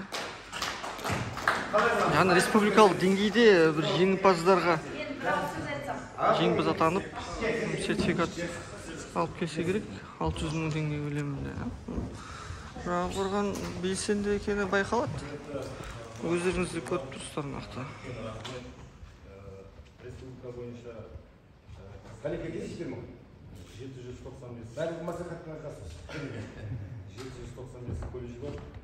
17 өңір бойынша сол 795-тен әр облыстан қимықтыларды осындай 5 ойын түрінен сайысқа Түркістан облысында барып қайттық. Соның ішінде бізде ұлдардан, қыздардан бір волейболдан бардық, оздырмалықтан апардық. Қызылорда облысында жоғары аграрлық техникалық колледжден теннистен бірінші орын. Жалпы командалық көндірісінде 5 ойын екінші орында негізі бірінші орын алуымыз керек, енді ол жерде екінші орынды берілген соны алып. Бірден болмайды. Тіл көздеген бар. 5 ойын түрінің 3 түрінен бірінші орынды Қызылорда облысы алып қайтты. Соны алып қайтқан осы біздің колледжіміздің әріптестеріміз, қыздарды айтып жатыр, бұның барлығы спортшы емес, мысалы әсел спорттан бергенмен бұл әріптестеріміздің барлығы өндірісті оқу шебері. Сол өзі бала тәрбиелеуден бөлек осы спортқа өздерінің бейімділігіне қарай осындай абыройын асқақтатып келіп отқан жайында сізге арнайы келіп құттықтап жатқаныңызға сізге үлкен көптен көп рахмет. Қызымның атынан рахмет айтамын. Рахмет. Сізге үлкен рахмет осылай бізді ескеріп, елеп жатқаныңызға, мына еңбегімізді бағалап, әйтеуір жаңа әкімнің марапаты апайларда рахметін айтып жатыр үлкен. Құдай қаласа спортты қолға аласыз деп сенемін. Жаңадан келіп жатсыз ғой, Құдай қаласа. Бізге тек жаңағы жарысымыз осылай керемет болды. Бізде мынау облыстан апайларымыз 6 дүркін чемпион. Балдарымыз 8 дүркін чемпион. Татарым. Соларды ескеріп кеше, бірақ колледж бару керек бұл жарысқа. Облыстан құрамаймыз. Тек колледждің арасында облыстан, бірақ колледж бару керек. Сосын осылай үлкен үміт артып бізге. Осылай облыстың намысын қорғасына деген барынша қолға салып, осындай жетістікке келгенімізге әуелі алла сосын бұйырған жаңа орын кетпейді деп. Әрине. Облыстың намысын қорғап барынша тырысып керемет ойын болды. Құдай қаласа сіз де алдағы уақытта спортты қолдайды деген сенімдеміз. Әрине. Сол, рахмет үлкен. Рахмет. Сенбі күні облыстық кәсіподақ комитетінің төрайымы Гүлнар Бабабекқызы арнайы осы спортшыларды жеңімпаз болып келген спортшылардың барлығын 9 жұмалақтан бар түгел Қызылорда облысына шақыртып тұр. Барлық әріптестерімізге өздерінің таңдаған бір санаториясынан барлық қызметкерлерге путевканы ертең табыстайын деп тұр. Еңбектеріне орай санаторияға жолдама алайын деп тұр.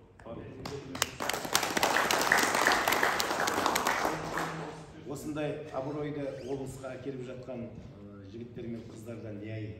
Қолдан келген көмектің бәрін жасаймыз. Қолдан келген көмек жасаймыз.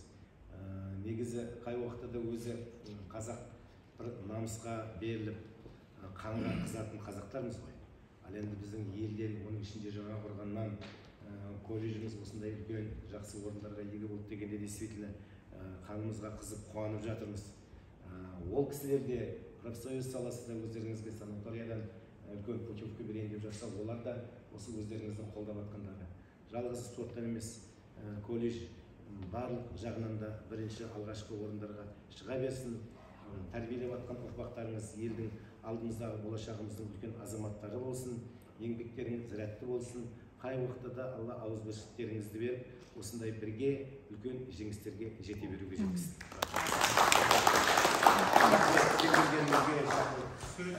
Келгендеріңізге көп-көп рахмет.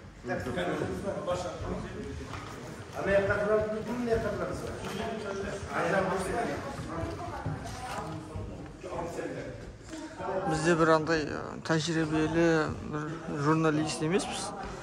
Бірақ енді дегенмен елден көргенімізді мүмкіндігімізше өзіміздің мүмкіндігімізше суретке түсіріп видео алып жатқан жайымыз бар. Бізді бұл кісілер танымайды. Ойлап жатқан шығар бір телевидение деп пе. Енді біз тәуелсіз алаң болғаннан кейін еркін. Жалпы осындай дүниелерді біз ашық көрсете береміз. Өзіңіз көріп тұрсыздар ма?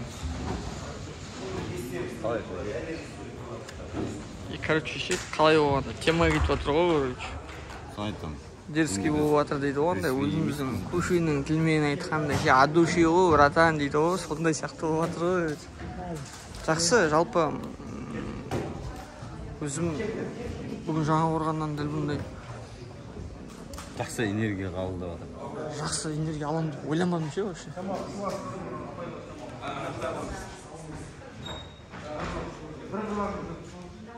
Ержан на бетін шықты?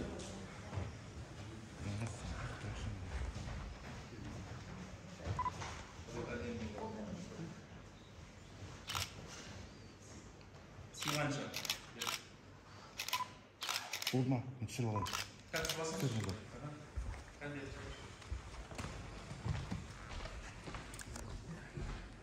Қалай келді? Уақытпен қара. Және қойсаңшы. Жақсы, енді бұдан кейін не болатынын біз білмейміз. Ашық сұхбатқа көне ме екен ол кісі? Ол кісінің уақыты қалай? Енді оны білмеймін. Бірақ енді айтып көрейік енді, бірақ дегенмен бізге келсе мүлдем тіптен керемет жақсы болар еді да. Ұсыныс ретінде айтып көріңіз. Әрине ол кісінің уақыты болса, әлбетте. Иә.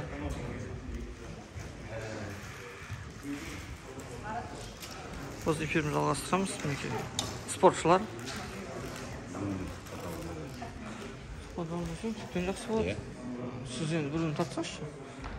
Әйел адамдар болсын, ер азаматтар болсын. Так, Береке. Береке.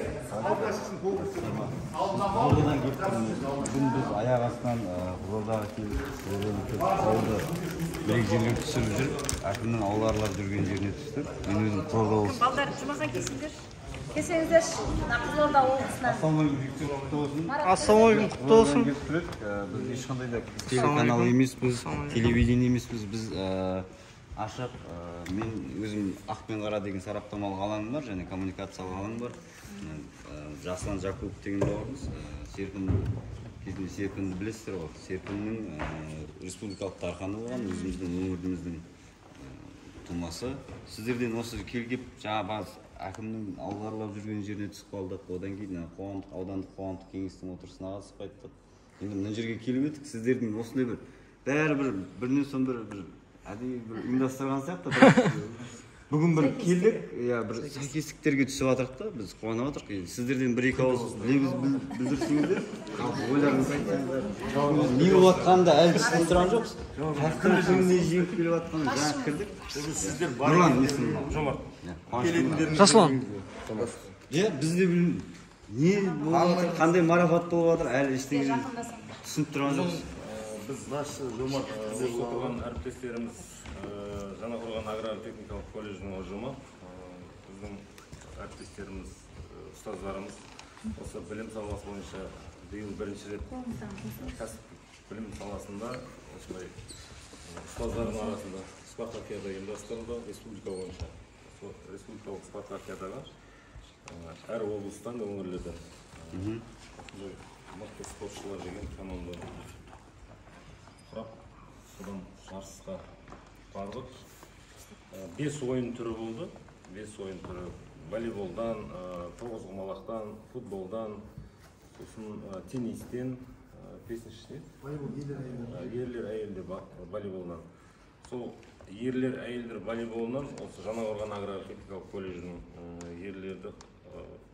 әйелдер қатысып, республика 795 колледждің ішінен осы ұстаздарымыз бірінші орында, екі командада бірінші орында иеленіп, жеңіспен қайттық. Бәрекелді. 600 мың теңге салалық кәсіподақ төрайымы білім саласының. Мынау тамаша жаңалық қой, жалпы енді.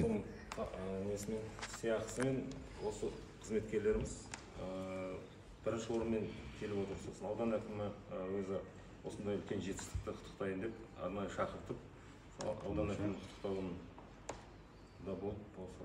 Бізге де қуаныштымыз, осындай бір сәтке түсіп қалдық. Бізде бір әдейі жоспарлаған жоқпыз. Біз оңтүстікке сапар атты аясында Шиелде, Жаңақорған, өткен біз жексенбіде Жаңақорған үстіне өтіп кеткен болатынбыз, соғып ауылға, осы ауылдың жағдайын көріп кеткен болатынбыз. Одан кейін Кентау, Түркістан, Шымкент қалаларына бардық. Және Жаңақорғандағы бір жақсы бір жаңалықтарды біз естідік та осы жерден. Сосын қайтар жолда арнайы бір күнімізді арнайық деп, бүгін таңертеңнен бері ауылда аралап жүрміз. Ауылдағы жасыл белдеулер, ауылдың жігіттері бар, асарлап салып жатқан үйлерді барып аралап қайттық. Жаңа аудандық қоғамдық кеңестің отырысына қатысып қайттық. Мен өзім Қызылорда облыстық қоғамдық кеңестің мүшесімін. Әріптестерімізбен жаңа біз біраз пікір алмастық, ойымызды, тәжірибемізді алмастық. Және біз осындай бір шара өтіп жатыр деді әкімдіктің ішінде. Сосын асық енді шамалы бір 5-10 минут кешігіп қалдық, кіріп қалдық, марапат болып жатыр, не болып жатыр әдісін. Бірақ қуаныш болып жатқан нәрсеге біз өте жақсы риза болып тұрмыз. Қыздар командасы, Жаңақорған аграрлық колледждің қыздар командасы 6 жылдан бері облыс бойынша бірінші орынды иеленіп келе жатыр. Ұлдар командасы 8 жылдан бері бірінші орынды иеленіп келе жатыр. Осы волейболдан облыс бойынша бірінші орынды 8 жылдан бері ешқандай командаға берген жоқпыз. Бәрекелді. Сол жақсы ойыншы болғандықтан республикалық үлкен осы спартакиада біз жіберді. Ол жақтан да осы республиканы мойындатып келдік. Енді аманатты орындалып мойнында. деген аз емес. Әрине. Жеті өңірден келіп тұр. Ол жақта да мықтымыз деп, ол жақтан да осы бірінші орында дәмеленіп келген, бірақ осы балдардың мықтылығының арқасында жақсы ойыншылар, тәжірибелі, 6 жыл, 8 жылдан бері үздіксіз осы. Енді спорт саласының балдары, бұның барлығы спорт саласының балдары, мұғалімдер де бар. Спорттан бізде айналысатын, дәріс беретін мына Әсел деген әріптесіміз, қалған бар өндіріс оқу шебері, бізде арнайы пән мұғалімі. Бірақ дегенде спортты қатар алып жүр. Иә. Енді өскелең ұрпаққа осы тәжірибені қалыптастырып, жаймен-деп, мынау жақсы керемет, жақсы нәтиже 8 жыл деген жаңағы ана жерде тұрып естіп жатырмын, 8 дүркін чемпион.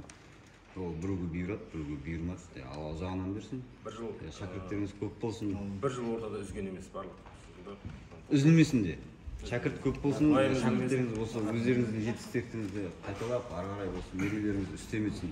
Қуаныштымын баршаңызбен танысқанымға, өстіп кездесіп қалғанымызға, осы бүгінгі сәтке түсіп қалғанымға өзім шынымен де қуаныштымын. Рахмет, жігіттер, қыздар. Рахмет. Бар болыңыздар, аха.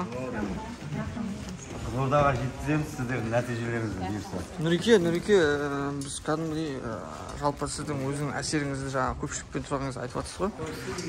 Жалпы менде де бір ерекше әсер болып жатыр да. Көзілдірік арқылы ақ пен қарамен бірлесе жүріп осындай оңтүстікке сапар жобамызда осындай дүниелерге ниетімізге қарай кездесіп жатқанымыз бұл бізге, яғни Тәңірдің де өзінің бір көзі о жағынан қараған секілді. Қалай ойлайсыз жалпы? Иә, бұл біз ең алғашқы күнде әрине Шиеліні біз қайта айта береміз. Бұл Шиеліні жек көргеннен немесе Шиеліні бір жаңағыдай бір кетік тұстарын көріп қалғаннан бір бетіне баса беру емес. Біз Шиеліге мотивация бергіміз келеді. Шиеліге жақсы бір көңіл күй сыйлағымыз келеді. Әрине бір қате кемшілікті бетіне айтқанда ешкім жақсырмайды, бірақ біз жаңа Қазақстандамыз және біз сондай бір қате кемшіліктерімізді бірге айта жүріп, жасырмай ауруымызды аша жүріп бірге атсалысуға дайынбыз. Шиеліні де шақырамыз, біз Шиеліге де барамыз әлі де. Бәлкім сәтін салса Шиелінің де біз көріп кеткен қара тұстарының ақ тұстарын анықтайтын болады. Дұрыс айтасыз. Оны көзілдірік киіп тұрып анықтайтын болады. Нұреке, енді мен сізге бір қызық айтайын. Мен қазір тұр ғой, әкім отырған жер бар ғой. Орынды ана тұр ғой, соны алып өзінше әкім құсап бір түсіп жүрсем және фотоға түсіріп жүрсеңіз ше. Болды. Қалай қарайсыз? Мынандай болады ғой жалпы. Жүйеңізде қызметкерлер неге жасамасқа? Неге жасамасқа? Неге мысалы Жасау керек. Анау ондай жағдай болады ғой, білесіз ба? Жұмысты болсын, мысалы әкім отырған. Шамал оңға қарай, шамал былай қарай. Болды. Мен өмірімді жарасын айтайын ба? Мынандай үлкен үй аймағын алғаш көрдім. Жүре берсең көре бересің дейді. Әкімдер былай отырып жатыр ғой, бізде бір сондай бір не болсын, ерекше мотивация болсын. Құрметті қазақ елі, жалпы еліміз аман болсын, барлығымыз бірге жұмыс жасайық деп айтатындай деңгейде болайық. Суретке түсірдіңіз ба, Нұреке? Түсіріп жатырмын. Жұмысты болсын деген ойым ғой. Жалпы осы съемкада еркін формат болғаннан кейін, құрметті біздің көрермендер, барлығымыз өздеріңіз біз қаншалықты шынайы екенін барынша тырысып жатырмыз. Ассалаумағалейкумдер. Қалайсыздар? Видеомыз келесі жалғастырамыз ба, әлде келесі неде айтамыз ба? Жалғастырайық. Жалғастырайық. Енді біз бидейік қазір. Жәке. Сағат 5:30 болды. Енді сәлден кейін мемлекеттік қызметкердің уақыты 7 ма? 7 ғой. 6 ма? 7 болу керек. Онда әлі уақыты бар. Аудан әкіміне сөйлесіп айтып көру керек, егер болса. Айтып көрмеу керек. Ашық үкімет концепциясын қалыптастыру аясында бару керек. Егер ойлаймын, ол кісі қолдайды. Мен де ойлаймын. Біз бағана көшеден кезіктіріп қалған кезде тіпті бұл басқа аудан әкімдеріне үлгі болу керек деп ойлаймын. Осылай офисте ғана, әкімдік ғимаратында ғана емес, сол әкімдіктің ғимаратына келіп өзінің ойын өтінішін айтқан азаматтардың барлығын үйіне барып, жеке үйінде көріп, жағдайын көріп, тұрмысын көріп. Ассалаумағалейкум аға. Қалайсыздар, жақсыздар ма? негізі бұл кісілерде әкім сияқты былайша қанша халықтың киімі Әкімнен киім емес. әкімнен киім емес Сен рұқсатсыз кіріп көр мына жерге. шығарып бір киімін салады Бірақ ол ескі Қазақстан. ескі Қазақстан бұл Иә. Жаңа Қазақстанда әкімдік ашық үкімет концепциясы қалыптасу керек. Көтерілеміз ғой жоғарыға? Біз енді тәжірибе алмастық. Енді соңғы 2 жылдан астам қоғамдық кеңестердің заңдылықтарын бәрін зерттеп, республикада қалай құрылып жатыр. Енді Жамбыл облысының тәжірибесін ұсынып, координациялық орталық құрайды. Үйреніңіз бе? Жалпы. Өйткені аудандық, облыстық, қалалық қоғамдық кеңестерді түгеннен көлденеңнен басқарып отыратын, басқарғанда қалай? Ауданда көтеріліп жатқан кейбір мәселе облыста көтерілуі мүмкін. Бірақ араларында байланыстың болмауынан ақпарат алмасу жоқтығы, координациялық орталық болса, ақпараттарды жақсы алмасу. Ауданда көтеріліп жатқан кейбір мәселені облыстық деңгейге шығарамыз деген сияқты. Сөйтіп өзінің мынандай заңдылыққа қатысты сұрақтар қойып, бір-екі ұсыныс айтты, жаңағы методикалық оқытулар нелер болса деген сияқты. Методичный ұйымдастырып, сондай бір лекция жасасақ па, или бір кездесу ұйымдастырсақ па, былай жақсы біраз ойланып тыңдап отырып, азық-түлік мәселесі болса. Ол жайында айттым мен, азық-түлік біз көтеріп жатырмыз экологиялық және ауыл шаруашылық комиссиясында. Сіздердің де енді жалғыз ауданда емес, елде республика бойынша отырған мәселе. Сондықтан азық-түлікті ауқымдау, одан да сіздер мониторинг жасаңыздар. Ауданда базар бағаларын, әлеуметтік бағаларды барлық жерін анықтап, қай жерде қандай баға отыр, сол туралы ақпарат беріңіздер. Бәлкім сіздердің шаруаларға ұсынатын жолдарыңыз бар ма, республиканың ақшасын шамаланып, осыған дейінгіден жақсы қаражат келеді республикаға. Осы жайында біраз пікір алмастық қоғамдық кеңеспен. Одан бөлек жаңа ауылдағы асармен салынып жатқан бір-екі үйдің басына барып қойды. Кешке тағы сол жігіттермен кездесетін болдық. Енді біз Ақпен Қара сараптамалық алаңынан бөлек коммуникациялық алаңымыз бар. Осындай әрбір лауазым иелерінің, болмаса жаңағыдай қоғам белсенділерінің, қарапайым қала ауыл тұрғындарына бір-ақ сұрақ қойып, ол кісінің көзқарасындағы жаңалықтарды білу және соны тарату. Біздің Ақпен Қара коммуникациялық алаңымызда бір-ақ сұрақ. Сіздің көзқарасыңызда өңірде не жаңалық көресіз? Сізден енді осы сұраққа ауданыңызға қатысты жауаптарын берсеңіз, біз енді көп нәрсеге өте жақсы позитивте келіп тұрып, аудандағы болып жатқан жастарға қатысты, жастар саясатына қатысты, қоғамдық кеңестің тың бір серпіліспен жұмыс істеуіне қатысты. Сізді бағана көшеде кездестіріп қалып, кабинетте емес, көшеде ауыл халқымен кәдімгідей сізге шағым жазып келген, немесе бір ойын айтып келген азаматтар үйіне барып отбасылық жағдайын көріп, бұның бәрі басқа аудандарға бір үлгі ретінде дәл осындай қарқынмен жұмыс істе деген сіздің әріптестеріңізге ұсыныс ретінде, және мына осы ауданда өзіңіз көп болған соң келгеніңізге, бірақ ауданның байқаймыз тыныс-тіршілігімен өзіңіз толық танысып шыққан секілдісіз. Осы аудандағы жұмысыңыз, жоспарыңыз жайлы, алға қойып отырған мақсат міндеттеріңіз жайлы бізбен бөліссеңіз деген ұсыныс сізге. Рахмет. Негізі Қызылорда облысындағы ең халық көп аудан, үлкен аудан, бұл Жаңақорған ауданы болып табылады. 86.400-ден аса халқы бар. Бірінші кезекте халыққа не керек? Бірінші кезекте халыққа ауыз су керек, газ керек және жарық керек. Содан кейін жол керек. Бірінші халыққа керек нәрсе. Осы мәселелерді шешу жолында жұмыс жасалып жатыр. Әрине бұл енді ауыз су жоқ, газ жоқ, жарық жоқ деген мәселе емес. Бар болғанмен де жеткіліксіздеу болып жатқан жағдайлар бар. Сол жеткіліксіздеу жағдайларды жеткіліксіз қылмай, бәріне жеткілікті қылмамыз керек. Енді қазір қоғамның дамыған кезінде осындай жағдайларда біздің ауданда су мәселесін, газ мәселесі болғанда, мына кенттің орталығында газ бар, ауылдық елді мекендердегі тұрғындарды газбен қамтамасыз ету мәселесін қазір жолға қойып жатырмыз.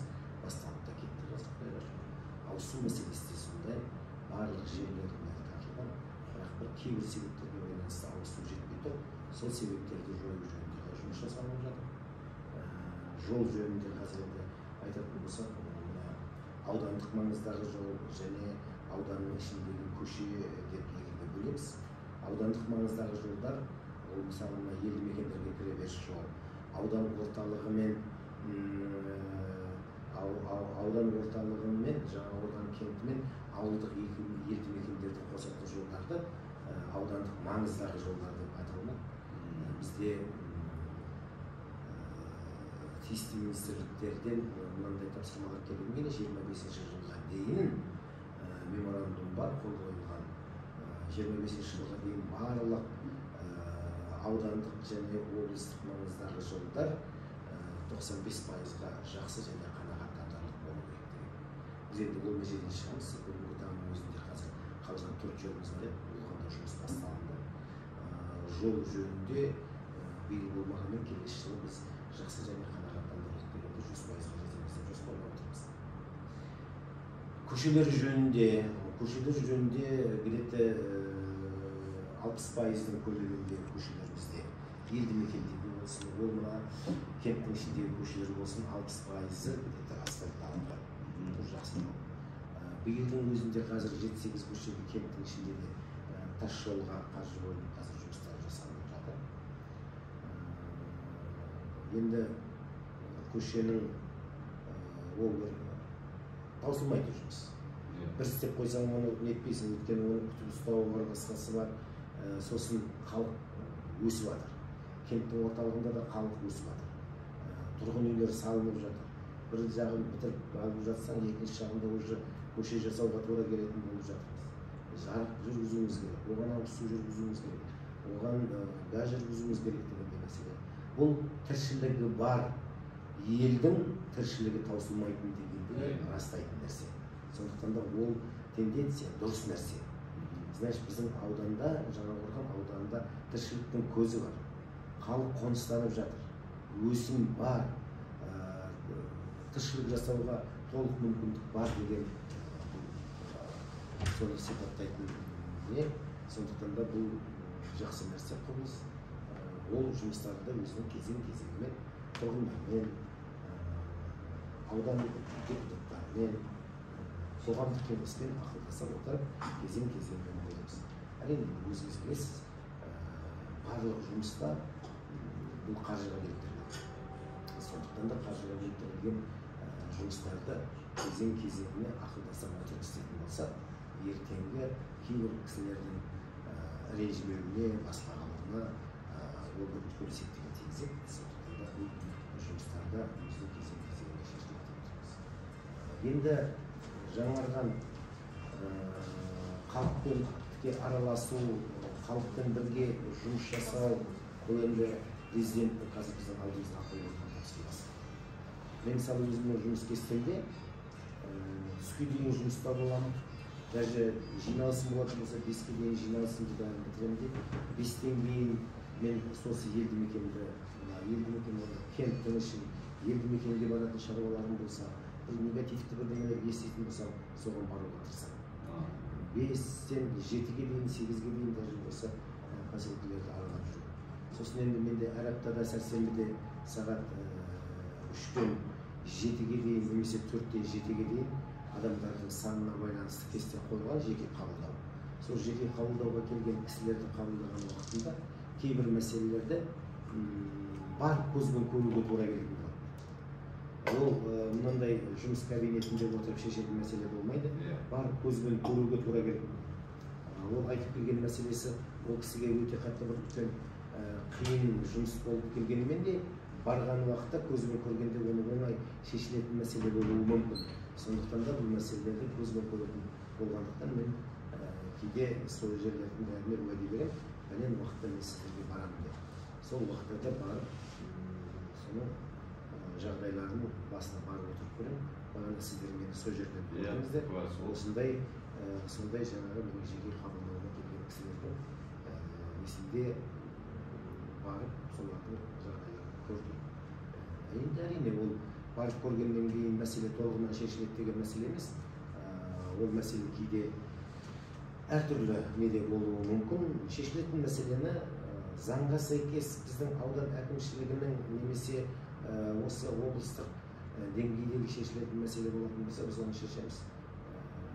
Өйткені қазір бізге аймақ басшысы осындай тапсырма беріп отыр. Нұрбек Машбекұлы бірінші кезекте ел мен халықпен жұмыс жасай отырып, мұң мұқтажын бірінші кезекте шешу.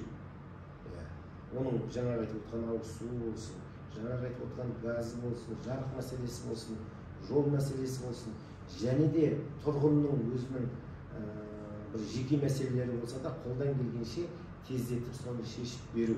Ол көмектесу, қолдан келгенше. Ол бюджеттіктен тыс қаржыны талап етуін кейбір мәселелер.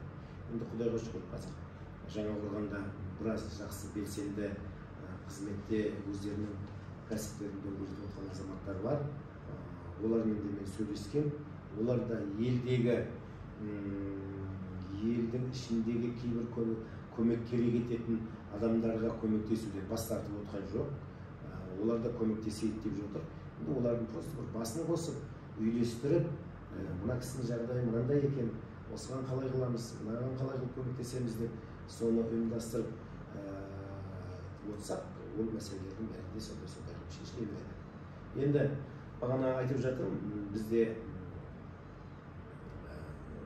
президентіміз, мемлекеттің басшысы жаңа Қазақстанға байланысты, жаңа Қазақстанды құру, кеше өздерің көрген референдум, заңның 3/1 бөлігіне өзгеріс енгізді, оның барлығы халықтың жағдайын қалай жасалынады, қалай болғанда халықтың жағдайы жасалыну керек, соған байланысты кедергі болып тұрған заңдардың барлығына да өзгерістер енгізіліп жатыр.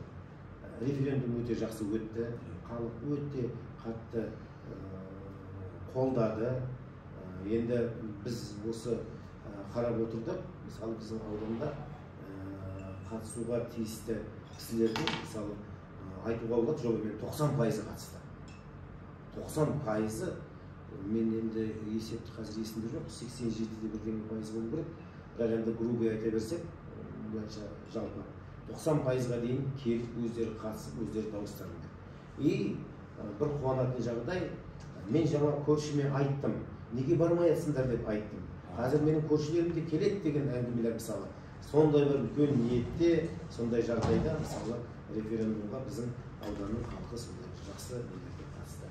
Соның барлығы ертеңгі біздің болашағымыздағы жаңа Қазақстанды құруға, елдің жағдайының болуына үлкен септігін тигізеді.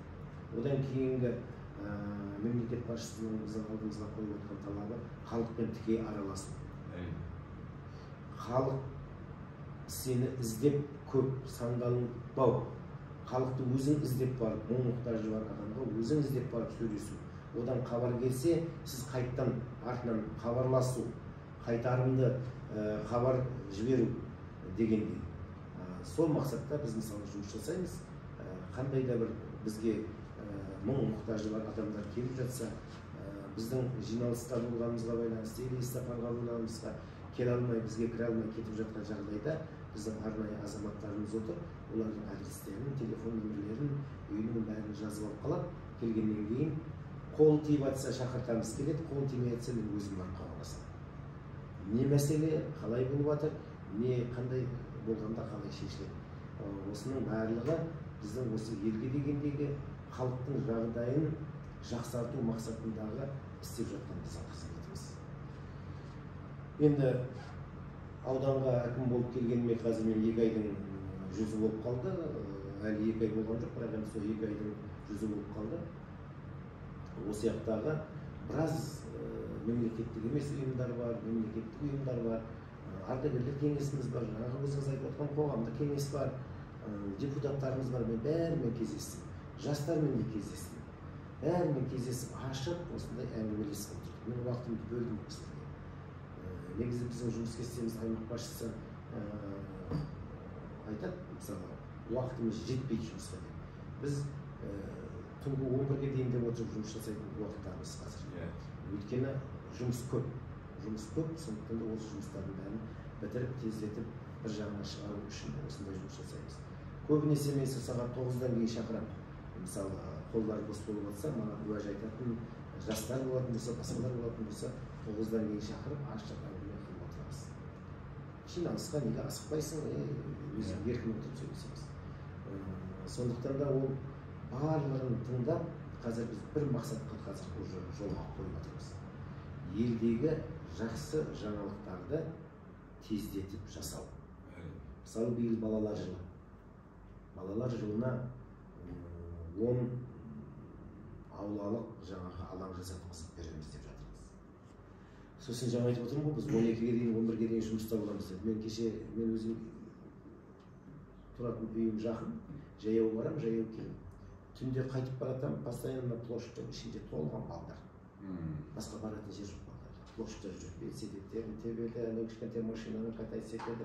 Бір баланың ізінде ата-анасы жүреді, біреуі мамасы, біреуі папасы жүреді. Толған. Біз енді қазір мына 26 ауылдық округте барлығын кезекке қойып қойдық, ауылдық клубтардың барлығын. 6-шы күн дейміз ғой, қазақша не дейді? Сенбі күні кешке сағат 7-ден 10-ға дейін концерт береді. Әр ауылдық округ клуб әр суббота күні кестеге қойып қойғанбыз. Суббота күні келіп өзінің елдегі сол клубтың өнерпаздарымен концерттерін тамашалайды. Олардың арнайы біз өзімізден комиссия қойып қойғанбыз. Қандай өнер көрсетті? Соны барлығы болғаннан кейін жылдың соңына таман біз оны қорытындылаймыз. Жақсы өнер көрсеткендерге жақсы сыйлықтар береміз. Демеушілердің арқасында аппаратура беруіміз мүмкін. Сондай сыйлықтарымыз. Ал суббота күндері біздің мына площадьта адамдар толады. Бұны мен айтып жатқаным, біздің мынау Хорасан ата көшесінің бойынан 2-де 6 гектар или 2-де 2 гектар жерге қазір парк салынып жатыр. Жастарға, балаларға арналған аттракциондары ерте әкелінеді. Осыны біз 1 октябрьге дейін бітіреміз деп қазір қолға алып отырмыз.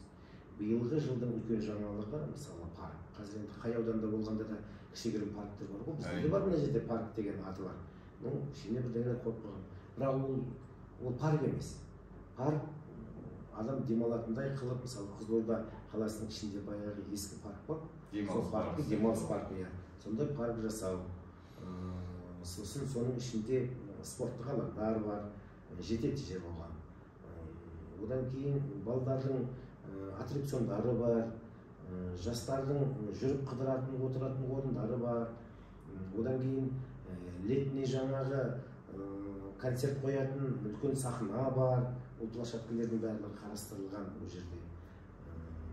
Мысалы, жаздың күні ақындар айтысын ұйымдастыру, я болмаса жаңағыдай суббота сайын елді мекендегі нелеріміз, өнерпаздарымыз келіп, халыққа өздерінің өнерін көрсететін болса, мысалы, бұл сахна дайын, кәдімгідей баяғы летний жазғы бір театрлар болатын еді, кеңес үкіметінің кезінде. Сондай театр сияқты қылып істеткізіп отырмыз. Одан кейін сол менің парктың жерінің ішінен мен қазір айтып жатырмын, тапсырып, салтанатты сарай салғызу. Біздің қазір жаңағырғанда жастардың үйлері көп, бірақ олардың барлығы некесін қиғызады, жаңағы неден, ЗАГСтен. Сөйтекте кейде тойханаға шақырады, жаңағы рәсімдеу үшін басқа қылады. Ал егер ана салтанатты сарай салатын болсақ, тем более ненің қасында, жаңағы мешіттің қасында, анау өте бір үлкен орын болар еді. Ол сосын біздің үйленетін келешектегі ертең салынғаннан кейінгі үйленген жастарымыздың өмірлік тарихында қалады. Ол некесін арнайы салтанатты сарайға қиылғандығы үлкен мемлекеттік орган оларға неке куәлігін өкілі тапсырғандығы ол өмір бақи есінде қалатындай жағдай болады. Осындай мәселелердің барлығын істеп жатырмыз. Енді кенттің орталығында да біраз өзгерістер болу керек. Кейбір істелініп тұрған осы қалаға сән беретін, кентке сән беретін нелердің түрін шамалы өзгертіп істейік деп жатырмыз. Кейбіреулерін жаңадан қояйық деп жатырмыз, басқа бір өзгеше нәрсе қояйық деп жатырмыз. Көшелердің барлығын дұрыстап безендіру деген жұмыстарды жасайық деп отырмыз. Өйткені қазір жастар көп. Жастар сол үшін өздерінің туған жерін мақтан қылу керек. Мен мына жерде туып өстім деп мақтан қылу керек. Басқа ортаға барғанда да, басқа жерге барғанда да ол өзінің туған жері үшін ұялмау керек. Ол мақтан қылып, міне туған жерім мынандай деп көрсету керек. Сондықтан да біз осы келешек жастарымыздың бастары биік болып жүру үшін де және де осы келген қонақтарымыз және тұрғындарымыздың қалада жүргенде көңіл күйі көтеріліп жүру үшін біз қаланы барынша безендіріп, барынша жақсы көңіл күй сыйлайтындай қылуымыз керек. Оның бер жағында бізде шипажай бар. Біздің Жаңақорған ауданы бұл өзінің балшығымен біраз жерге әйгілі болған. Кеңес үкіметінің кезінде бүкіл кеңес үкіметіне қатысты бүкіл ұлттан жаңағы басқа республикадан қанша адам келіп демалып, әлі күнге дейін келіп осы жақта демалып емдерін іздейді, шипа іздейді дегендей жаңағы ауруларына. Сондай біздің бір қасиетті балшығымыз бар. Соған келетін қонақтар көп. Сол келген қонақтардың да біздің ел туралы пікір ойлары дұрыс болып кету үшін де біз Жаңақорған кентінің жүріп тұруына және де көшенің жарық болуына, таза болуына барлық жағдайлар жасауымыз керек. Ол түн мезгілінде болсын, ол күндізгі мезгілде болсын, қандай қонақтарымыз болсын, тұрғындарымыз болсын, жүріп тұруға ыңғайлы істеуіміз керек. Жағдай жасауымыз керек. Сонда ғана бұл кентте, Жаңақорған ауданында жақсы пікірлер өмір сүру жағдайы жақсарады. Алдымызда осындай жұмыстар бар. Енді мен сіздерге қатты ашып ештеңе айта алмай отырмын, өйткені оның барлығы мен өзімнің ішкі немде отыр, жоспарларым бар. Сол жоспарларды Құдай қаласа іске асырамыз. Мен енді осы жоспарларым 1 октябрьге дейін бір түйіндеп қоятын шығармыз. Одан кейін де әлі кездесеміз. Сол уақытта да Құдай қаласа сіздерге айтамыз. Менің бір жасырып айтпай отқан нәрсем болып еді. Өткенде қазіргіден кейін енді айтайын, мына жұмыстарды істедік деп. Өткенде оның барлық жұмыстарының бәріне бюджеттен қаржы таба беру қиын. Сондықтан да осы елдегі бизнесте жүрген азаматтар, облыс орталығындағы жүрген азаматтар, Жаңақорғанның тумасы болып басқа жақта жүрген азаматтар, қалталы азаматтар, туған жерге деген бей-жай қарамайтын азаматтар, осылардың қазір бастарын біріктіріп жатырмын. Осылармен сөйлесіп жатырмыз. Сөйтіп, Құдай қаласа Жаңақорғанда жақсы өзгерістер болады. Бұл биылғы жылдың ғана планы. Келесі жылға Құдай қаласа басқа да жоспарларымыз бар. Оның барлығын Алла сәтін салса. Сәтін салсын дейміз аға. Біз кері байланысыңызды жаңа көрдік. Бұл енді қайта айта деп бәрін біреулер ойлауы мүмкін, бірақ бұл үлгідер, бұл жаңа Қазақстанның талабы.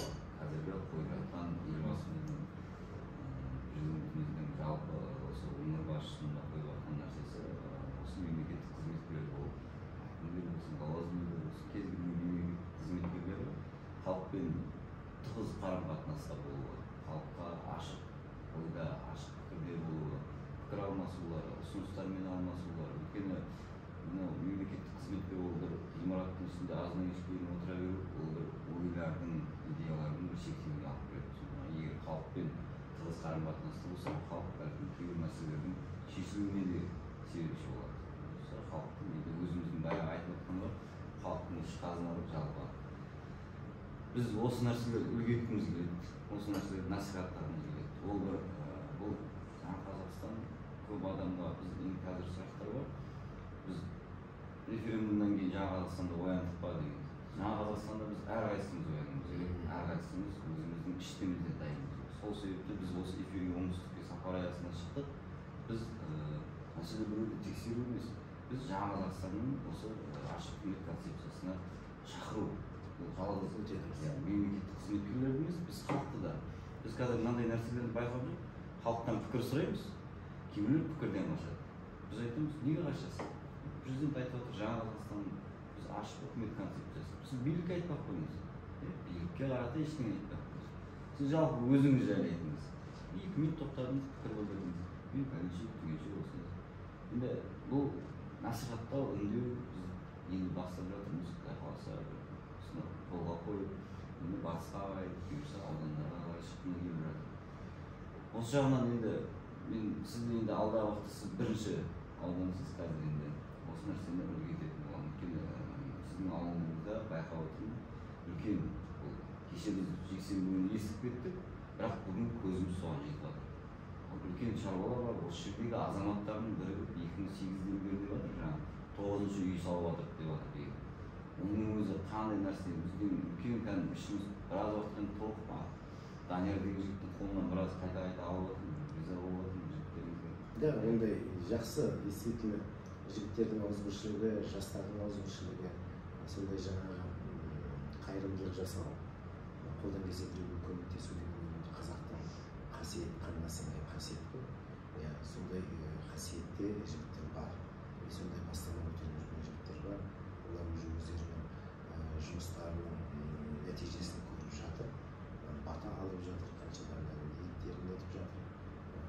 Сондықтан да Құдайға шүкір, енді барлығы жаймен өз орнында келе жатыр жұмыстарында. Сосын енді бұл жұмыс істесең, елдің де көзқарасы өзгереді. Оған көп сөйлеп, мен бүйтемін, оны қыламын, бұны қыламын деп айтқанмен, 10 жұмысты айтқанмен десе, бір жұмысты көрсете білсек, халықтың önünde десек, біз үшін жасалып жатыр. Сондықтан да ол жұмыстардың бәрі өз ретімен Құдай қаласа болады. Жұмыстардың бәрі аймақ басшысы қазір бізге осыны талап етіп отыр. Енді не болғанда да бірінші кезекте халықтың жағдайын жасау. Халықтың жағдайын немен жасаса, ауыз суын апарып беруге көмек керек, газын жеткізіп беруіміз керек, жарығын жағып беруіміз керек. Оған да біраз жігіттер мысалы кәсіпкерлер жұмыс жасап жатыр. Енді айту керек, 75% электроэнергияның тасымалдаушы көздері дейміз, линиялардың бәрі 75% көмірмен. Осылардың бәрі жаңарту керек. Оны жаңарту үшін мемлекеттен қаржы бөлдіру керек. Қаржы бөлдіру үшін бірінші проект сметен документация жасау керек. Оны экспертизадан өткізу керек. Кеше мысалы бір кәсіпкерлерге өтініш айта отырып, өзімізді жақсы сыйласып жатырмыз. 8 ауылдың ішкі электр энергия желілерінің бәріне проект өткіздік. Мен айтып өткіздім. Оны кеше экспертизадан өткізіп бердік. Кешегі таңда уже апарып тиісті басқармаға өткіздік. Басқарма бүгін министрлікке алып барады. Құдай қаласа, алдымыздағы жылы или осы октябрь айында да қаржыны нақтылау кезінде қаржы бөлініп қалмақ. Ол елге келетін қанша несібе? Елге келетін қанша несібе? Мысалы, кенттің орталығындағы электр желісіне 3,2 миллиард теңге бөлініп тұр. Соның 900 миллион теңгесі деген бөлініп істеліп жатыр. Оны да айтып жатырмыз.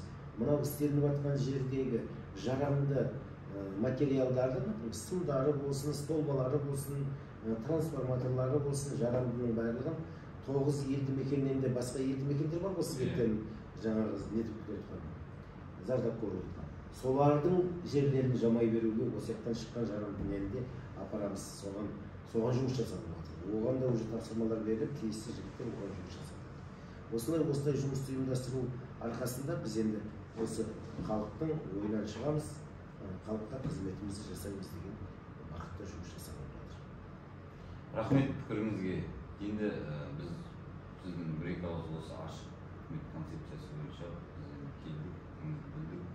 Сіздің жоспарларыңыздың барлығына мен қатты ашық көрмей қояр, өйткені бұл істер жасырын жасалмайды. Бұл істер жаймен жасалып, артынан нәтижесін көріп, бәріміздің бұйырсын ары айтып, сен шық дейді қазақ. Өзіңіз енді тәжірибелі мемлекеттік қызметкерсіз, оның үстіне мен бағана ауданда да біраз азаматтар айтып отырмын, құрылысшы тәжірибе өте жақсы, құрылыс саласында. Енді ауылдарыңызда құрылыс мәселесіне қатысты проблемалық тұстар болса, осы ағамыздың түзеп шығар деген. Құдай қаласа, абырой берсін. Пікіріңізге рахмет. Жақсы. Кездескенше. Жақсы. Сіздерге де рахмет. Келіп уақыт қуаныштымын. біздің елмен танысқандарыңызға көп рахмет. Жұмыстарыңызға жетістік тілейміз, табыс тілейміз. Көп рахмет. Жақсы сау болыңыздар. Жақсы. Айтып жатсаң ғой. Бәрі жақсы. Бізде Жаңақорған ауданын көрдіңіздер, өздеріңіз. Әкім бар, және де басқа бағанадан бері көп жасаса қоғамдық кеңес мүшелері бар. Жасанды қояр. біз ашық үкімет концепциясын қалыптастыруда осылай жаңа қазақстандамыз баршамыз және сізді де жаңа қазақстанда оянуға шақырамыз.